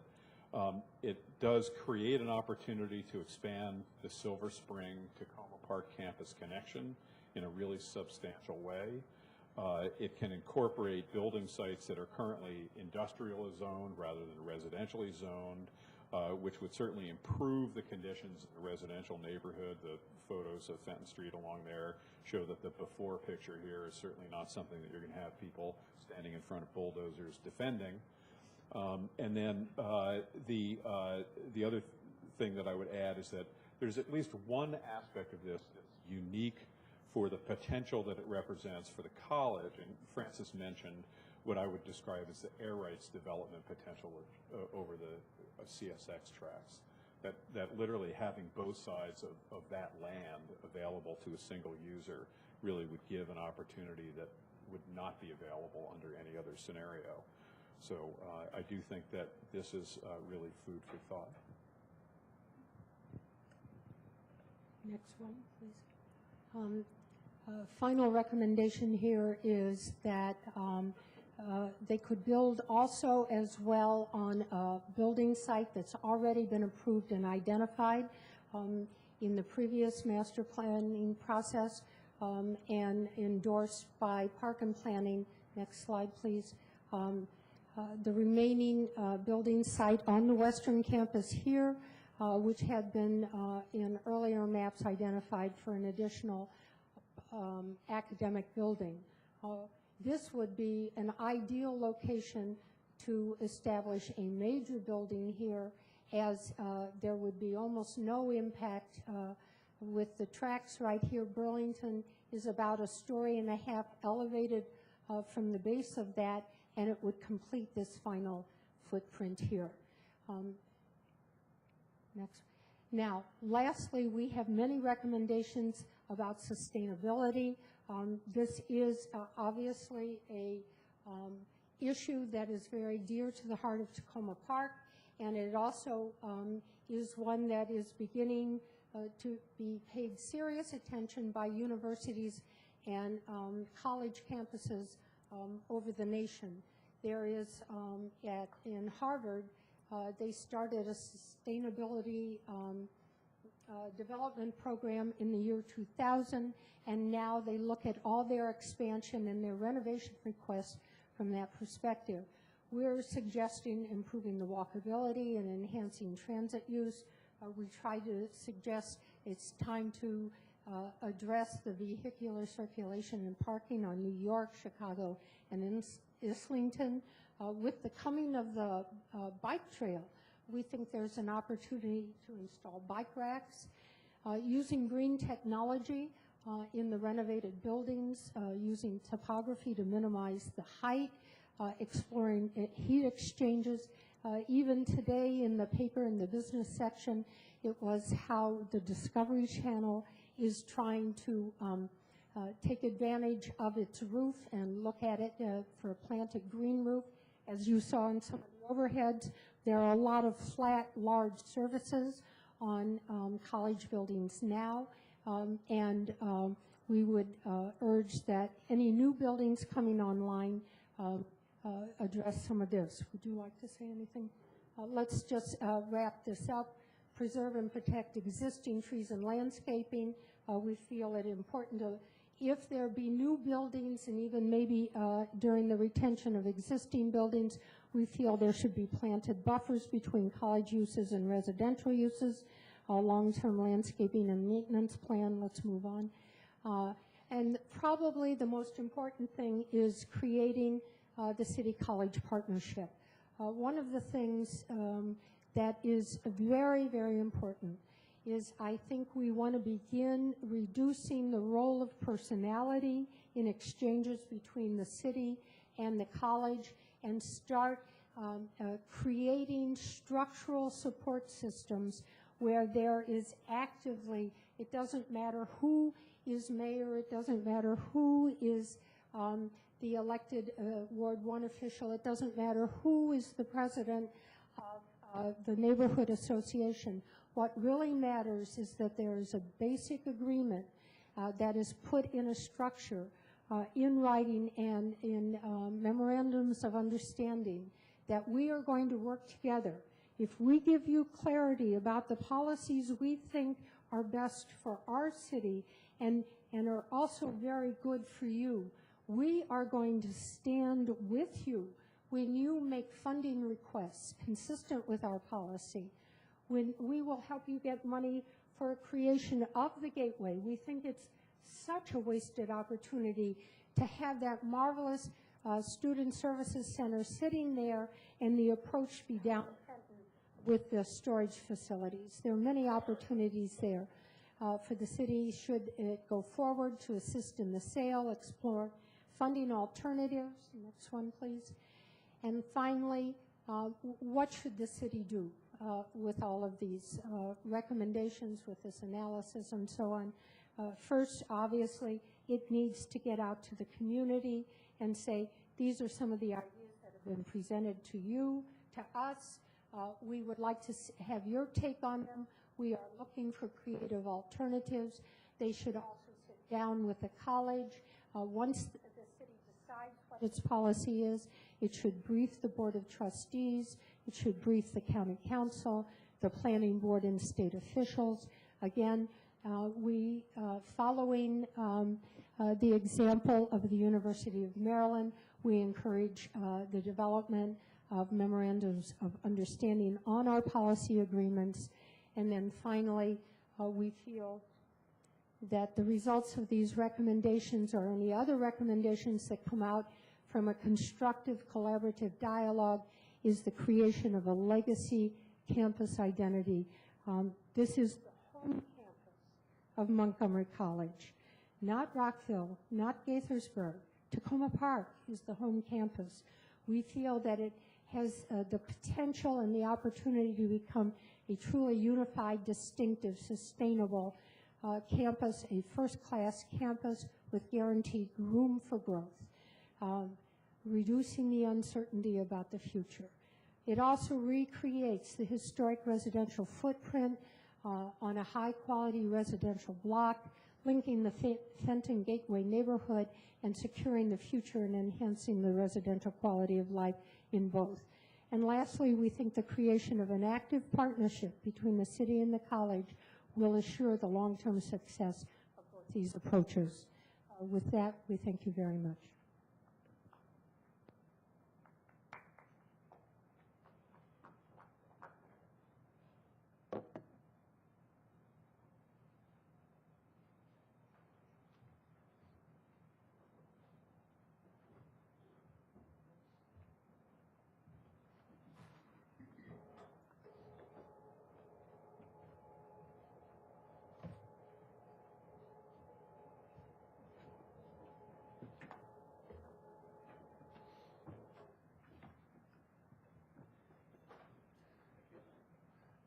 Thank you all very much. It was a very comprehensive report and set of recommendations. I know that Brad Stewart has some comments that he would like to make. Provost of the college. Yeah, some very brief remarks, all of which are focused around process issues. This is not the time or the place to talk about the individual ideas. In fact, I'd like to commend the group for spending a great deal of time and effort on putting together some very creative ideas. Many of your ideas are the same ones that several of us at the campus have had. And so we don't disagree on a lot of various issues. Where we do disagree, though, is there is a reality problem that needs to be faced. It's nice to dream about these things in an unfettered way, which you have been doing. Unfortunately, that has a couple of bad results. I can't think of another way to put that. One of those bad results is that it creates some concerns about us being frozen out of the process. I found out about this yesterday from the president of the North Tacoma Citizens Association and saw the presentation for the first time yesterday. I have concerns about whether that's really the way we want to work together and create the relationship that you described on your last slide. And I'll leave that alone. The second part of it is that the reality and the constraints under which the college operates in terms of our land, in terms of our ability to obtain funding, to meet our space needs, etc., we could have put those into the middle of this process of which we've been frozen out and gotten a better result. And so there are a lot of hard work went into a lot of interesting things there and very good ideas that theoretically or in a dream no one at the college disagrees with.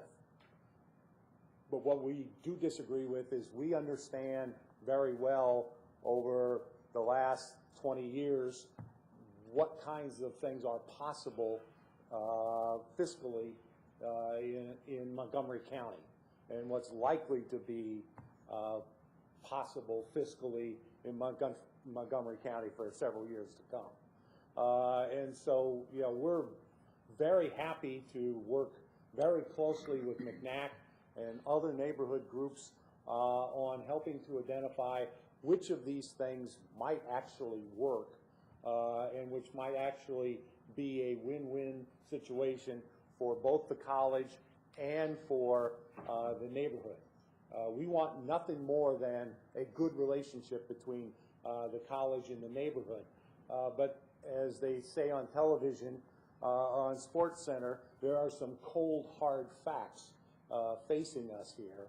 And if I had been involved, or if Dave Kapp and I had been involved in some of the meetings they had putting this together, I think we could have come up with a better product.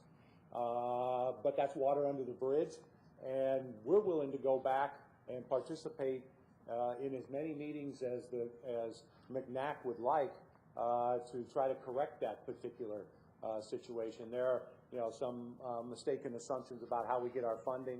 There's some mistaken assumptions about various other processes that we need to go through in terms of the planning, and we'll be glad to do everything we can about that. Now, my good friend Lorraine Pearsall, when I bring up cold, hard facts, often I see the look on her face, she sees me as an obstructionist from time to time. So I promise not to be an obstructionist, but there are lots of things that we would like to do, but we just can't do. So I don't think we have any fundamental disagreement about most of your very good ideas.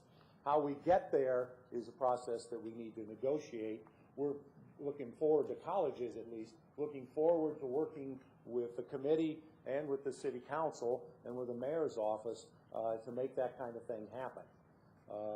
So if that's all I have to say. If you guys have any questions, I would be glad to answer them, or we can all go home and have dinner in that particular scenario. So I'm all yours if you have any questions. When will you have a draft of your plan? The architectural firm that is producing our facilities master plan update will be taking a tour of the Tacoma Park Silver Spring campus on March 6th. After that, we have two what we call charrettes scheduled with faculty, staff, and students. One for March and one for April, one in April and one in early May. And then they will provide us with the draft that we promised in this document here that you guys have all seen. And then we will be seeking your input. So we may be 3 or 4 weeks behind the schedule that we talked about in December. Mm-hmm. And so where does that leave you as far as getting to a point where you're soliciting input? As soon as that general draft, or that very rough draft of what our architects are recommending to us as solutions for issues facing all 3 campuses and our workforce development unit, will be ready for input. We'll seek it from McNack, from the North Tacoma Citizens Association, from Historic Tacoma. I would be glad to come here and present. And we're talking about summer? We're hoping sometime in May, unless we hit an unforeseen snag for the first time around it. And we're interested in feedback at that time. Now, if you guys want to characterize this as your feedback and have us use that to talk to our consultants about, that's fine. But I would recommend that there's a lot of work we can do here to make this document much more valuable to the college and, frankly, to get you much further along on your goals than it is in its current format. Mark? I don't want to belabor something and have us here all night, but I think that something that the Provost just said, a couple of things the Provost just said are very helpful, and also I think we can clarify a little bit of unintended slights. I think you're getting a view right now that we have a little problem of parallelism. We've got a committee here trying to think about how to give input to the college. We have a college trying to come up with a plan. And down the road, we're looking at potentially this summer having the collision of miscommunication, where there'll be a feeling of the committee having developed its thoughts and ideas, and the college having developed its plans, and then we'll all stand in front of you and possibly in front of the Montgomery County Council and say, well, if only they had included us in their meetings, we could have told them what we were thinking, and if only they had included us in their meetings, we could have told them what we were thinking. And we're caught in the loop of, we don't want to say something concrete without having their input, and they don't want to go forward with the plan without having our input, but of course then they don't want to ask our input without having some plan for us to comment on, and vice versa. So I think part of our idea with giving this presentation to you at this early stage without a lot of their input was to get direction from the council. And I realize that when we have an 80-page presentation, it kind of sounds a little odd for us to say, well, we really want to know is what do you think and where do you want to go? But given the complexity of the issue, I think that's where we were coming from. We didn't mean to freeze out the college. The college has been to a number of our meetings, and we wanted to coalesce some of the ideas that were coming forward to see then, does council think this is the direction that we should be going in, that the community should be going in, and ideally to address exactly the point that I think has now come up. How do we go forward? Should it be that the college continues with its plan of getting architects' proposals, charrettes within the university, coming up with a plan in June, and then asking the community what we think? Should it be that we continue to meet and talk about what we think and our experiences of the college without having them come in and telling them what they're doing? Or do we need a recommendation from the city, or maybe even a recommendation just that we sit down and have a short sleeve session to figure out how we make sure we have lots of communication going on before anybody has hard and fast plans that people start getting wedded to and cemented to? Well, we've made the offer to allow the community to have as much input as it wants in a very preliminary stage of a rough draft of the ideas coming from our consultant. So I don't know how much further we can go back in our process without our consultant fleeing from us in abject terror or ending up in a mental hospital, because that's not how this works. And he can testify to that process too, that the college is the one developing a master plan for the college. And we hired consultants to do this for us, and we have to give them a chance to do their job. And we will allow you into 2 bites at the apple, the first one as soon as is logically possible, or even theoretically possible for our consultants and our architects to do that. We're not trying to freeze anybody out of anything. And if one of you wants to come to one of those charrettes that my faculty and staff and students will be sitting in, that's fine with me. You can come and watch that. If you want to, you'll leave with a very bad headache. I guarantee you that, because there are, if you think that there's disagreement or we have divergent attitudes, wait until you're in a room with my faculty and staff about what they think they want in the master plan update. So they'll have a whole set of ideas on their own that have nothing to do with either of the ideas, sets of ideas that we've been talking about. But if you guys want to come and watch that, that's fine. Do they have a sense of what the neighborhood wants, your faculty and staff? I would doubt it. Where would they have gotten it from? Other than me talking, I communicate regularly with a set of faculty governance groups about everything, including this meeting. I'll talk to them tomorrow afternoon about that, to my faculty council. And so I share everything with them in an effort to be transparent. And some of them live in the neighborhood and probably want some of the same things you guys have been talking about to happen as well. I'm sorry. It is going to be messy, no question. Mm-hmm. Part of what this report reflects to me is a strategic look, and part of it's an on-the-ground look. It's kind of both things. So I don't know to what extent you and your faculty and staff can grapple with those two realities. There's an on-the-ground, and then there's just strategic. Well, and as you say, of course, the fiscal and all the other aspects as well. Well, we have to go back to the college's, the reason the college exists in our mission statement.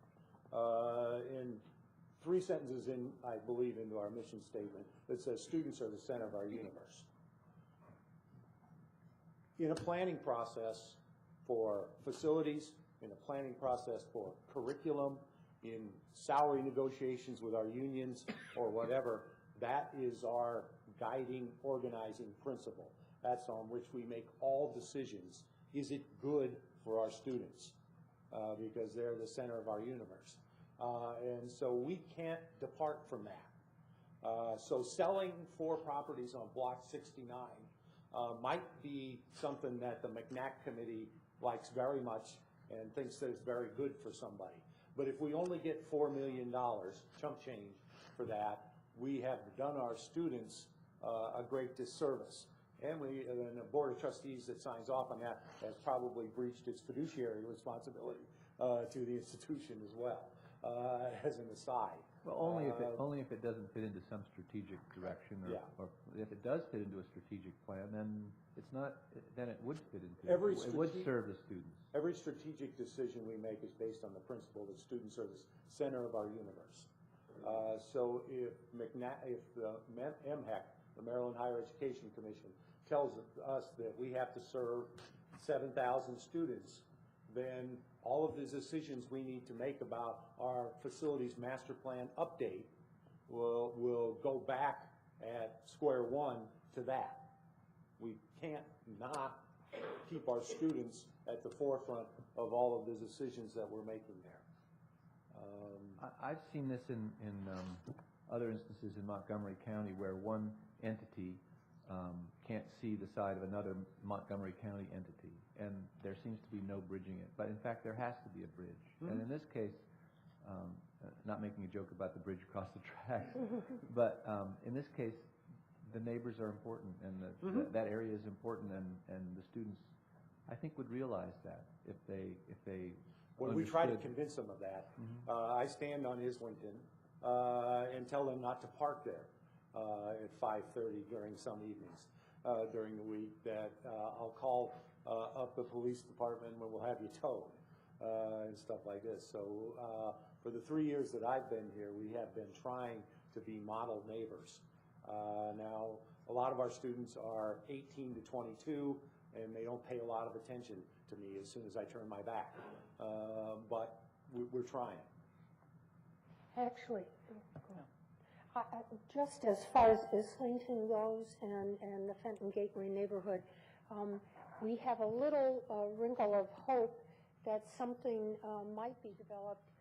We will be walking around with Glenn Krieger and some of his staff, the planning staff and graphics staff, to look at this neighborhood and begin to identify areas where just through physical improvements of the sidewalks, bump outs, and so on like that, you begin to send a signal that this is a residential neighborhood and we can control the parking a little bit better. Another way to look at dreaming, and another way to look at the reality, is thinking in maybe an issue here is both short-term versus long-term, and how to blend the two.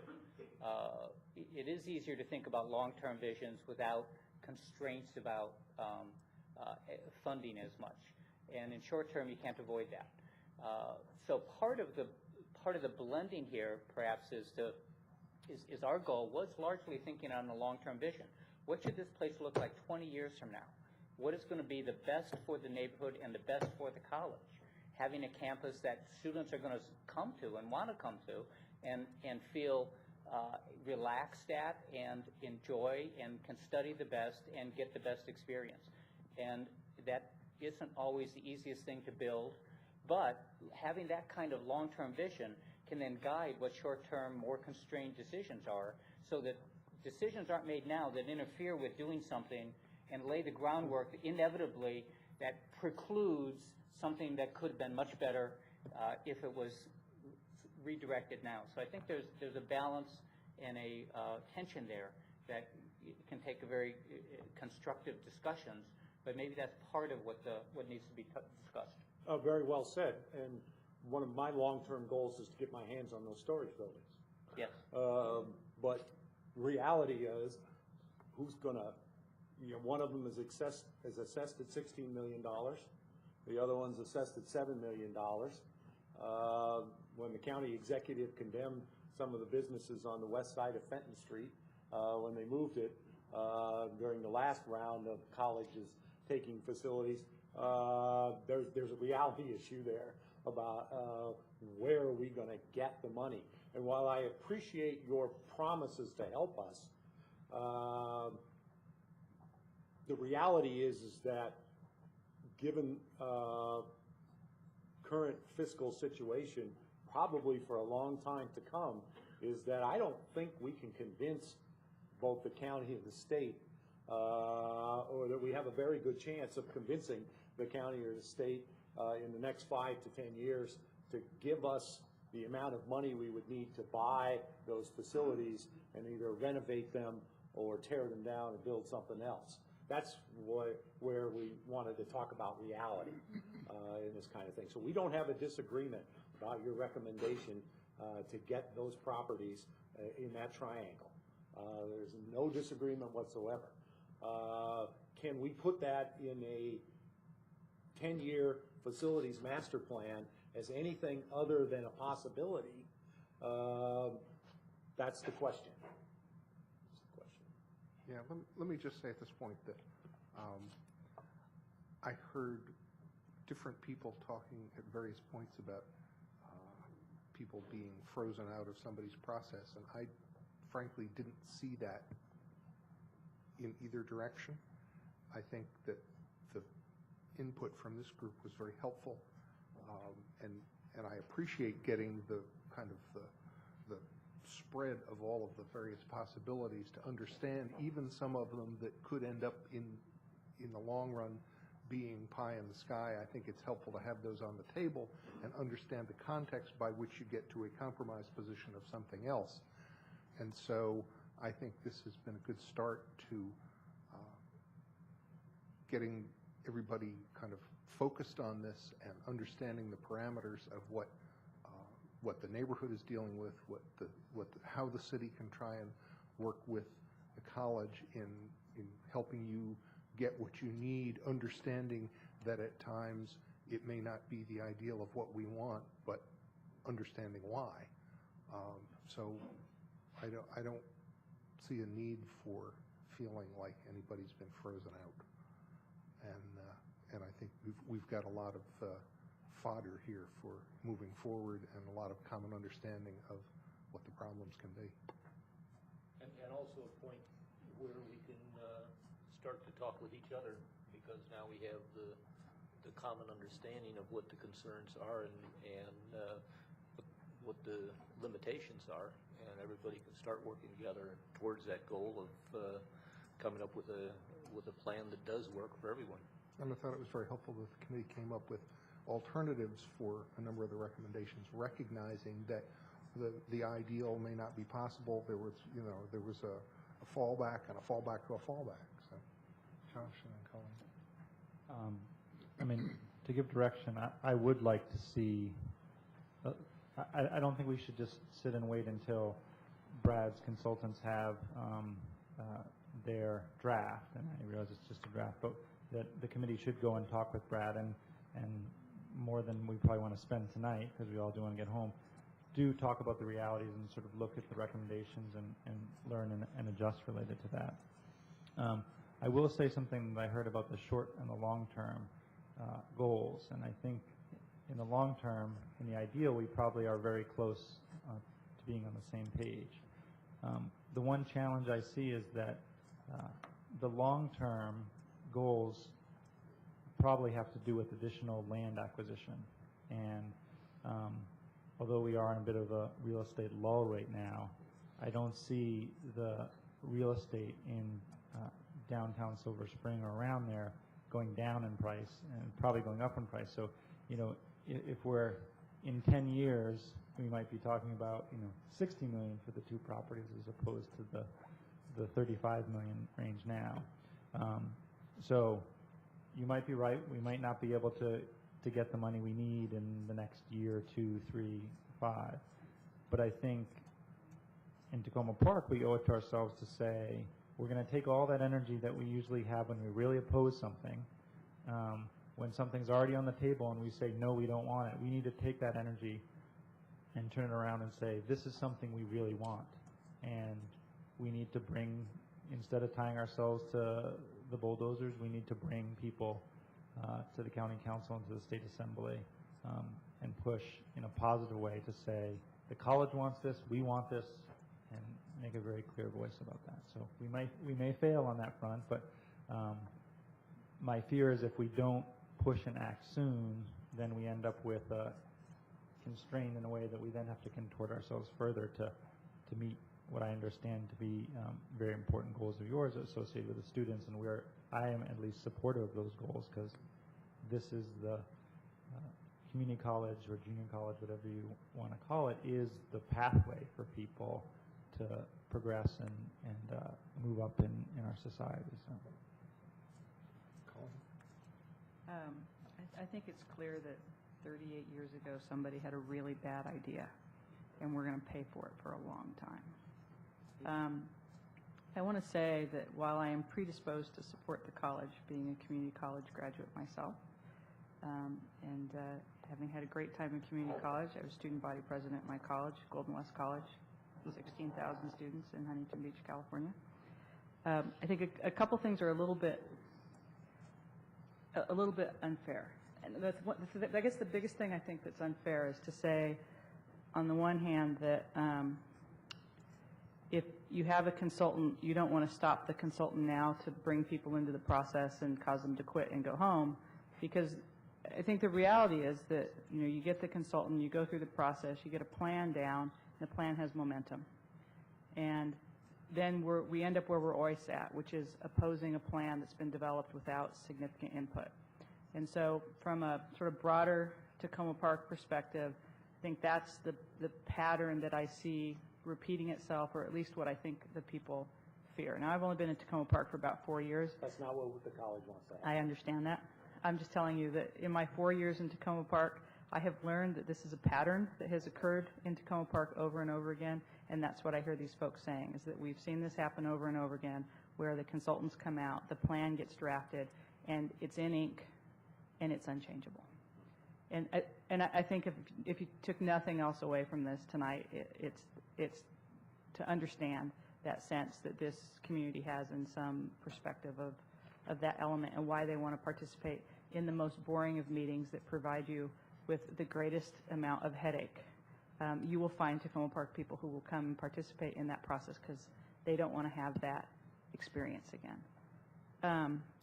The other thing is also I'm a city planner, and even though I'm a social policy planner, I had to go to all the land use classes and transportation classes, and I look at this map and I think, wow, this just, not only did somebody have a bad idea than when they thought it would be okay to go in and buy these residential properties, probably because it was cheaper then too, but they had a really bad idea when they came up with this plan that sort of stretches the college, and how are you ever going to make that work? And you say, you know, that your principal issue is how you're going to serve your students, but part of that larger issue too is how this whole pattern is going to fit together. And some people might come in and they might say, you know, you're talking about 11 houses. I counted little houses on the map. You're talking about 11 houses versus, how many students do you have at your college? 6,000. Versus 6,000 students that might become a 12,000 student campus, and you're going to let 11 households stand in the way of that. But, you know, the other side of that is that the campus is never going to work in this end in Tacoma Park, and you're going to have to find a way to move into that area. And I would say that $16 million at this point is not that much money, and it's disappointing that you get pushback from the state and the county government over $16 million for a community college, the greatest level of access for people to step up in their lives, and we're going to let $16 million stand in the way. There's got to be a way to make that a reality in a way that it's never going to work on the rest of the campus land that's available. And so I would agree we need to start talking to each other a lot more and being more inclusive in the meetings and activities, and come up with a plan of acquisition for those properties. It's the logical direction that the college has to go in. I went to this really interesting planning activity. It was originally intended for troublesome city council people, I think, at the county level. I was told, and Mark Ehrlich got invited, and Ehrlich, I could do that again. Elrich got invited, and they invited me too. I was a newcomer. They thought I might be troublesome. But one of the interesting things that they shared there is that the big box retail and the storage places and those kinds of places have, I think, a 15-year life cycle before they roll them over. And so, you know, if you're looking for land out 20 years, one thing would be to buy the land under those properties and lease it back until they've essentially gone through their concrete box life cycle, and then plow them down. But there's got to be other ways to go about this. And maybe what we need to do is stop this kind of thing where you come in and tell us all the reasons why your neighborhood is so wonderful, and you come back with your plan about how your students are the center of your universe, and instead start figuring out how we can get the property, I think, that we all agree we need to have to make it function. And actually, we've already taken a step in that direction. Dave has agreed to exercise some due diligence and actually, if they'll let us, go into the southernmost storage facility and see what's in there. We made that promise to North Tacoma Citizens Association and to McNack. That, you know, we're actually willing to do that as part of this update of our facilities master plan. So we've already taken that step towards that process. So it sounds like a next step is that North Tacoma is, yes, Jim is still here. North Tacoma wants to hear more.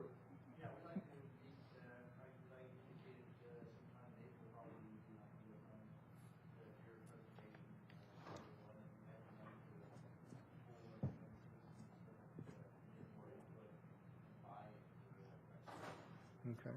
And McNack needs to continue on the path that you're already on. You've brought us this report, but it's obvious that there's going to need to be follow-up with the council, with the neighborhood, with the college.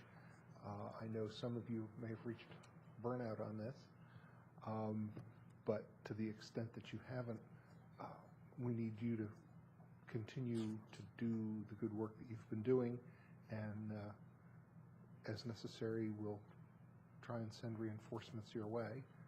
And I would welcome any thoughts or suggestions anybody has about next steps that the council might take, but I think this needs to go out to the neighborhood, and maybe we get a little bit of a sense from the college about a couple next steps that we can do in conjunction with the college, and the council will need to consider where to go from here. I think that that input from the neighborhood is what McNack is about. So, you know, I think it's important that you build that relationship with the entire neighborhood, so that it is well represented when you come with your presentation. If I could just give one comment on that. Of course, one of the great things about McNack is that almost the entire committee is people from the neighborhood. So we're looking forward to having discussions with the neighborhood as a neighborhood community association meeting, but there is always a feeling of it's a small neighborhood community association meeting every time McNack gets together. And so I feel compelled to say that to make it clear that it isn't that we're an outside committee. We're basically a neighborhood subcommittee.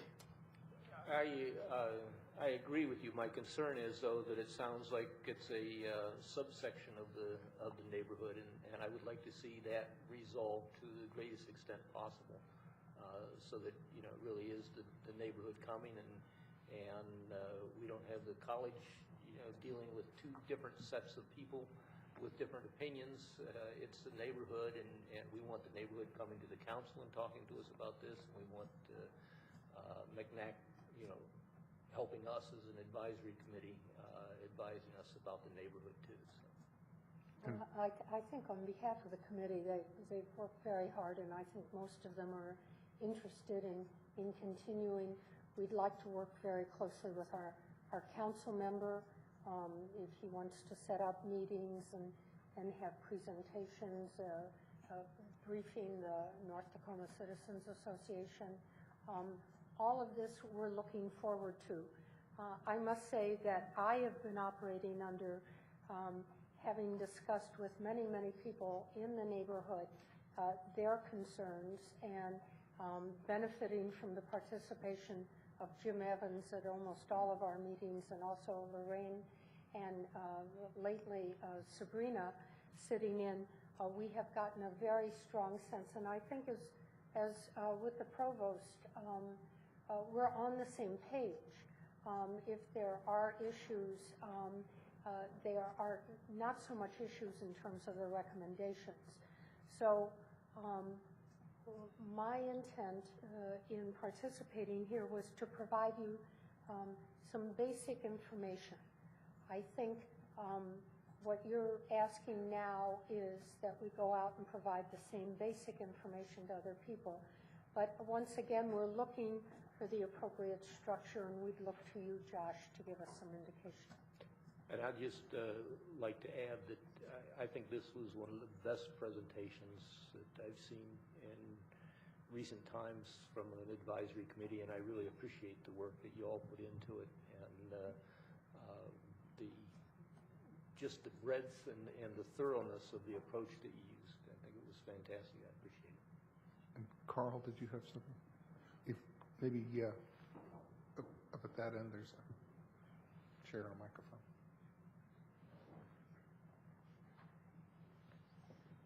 Since I've been referenced a couple of times as, you know, this kind of test of reality on this, I just wanted to add one thought, and actually the Councilmember Siemens, you know, really said it. I just wanted to say that I think that this group has done a remarkable job, and I think that actually Francis has sort of undersold what they've done.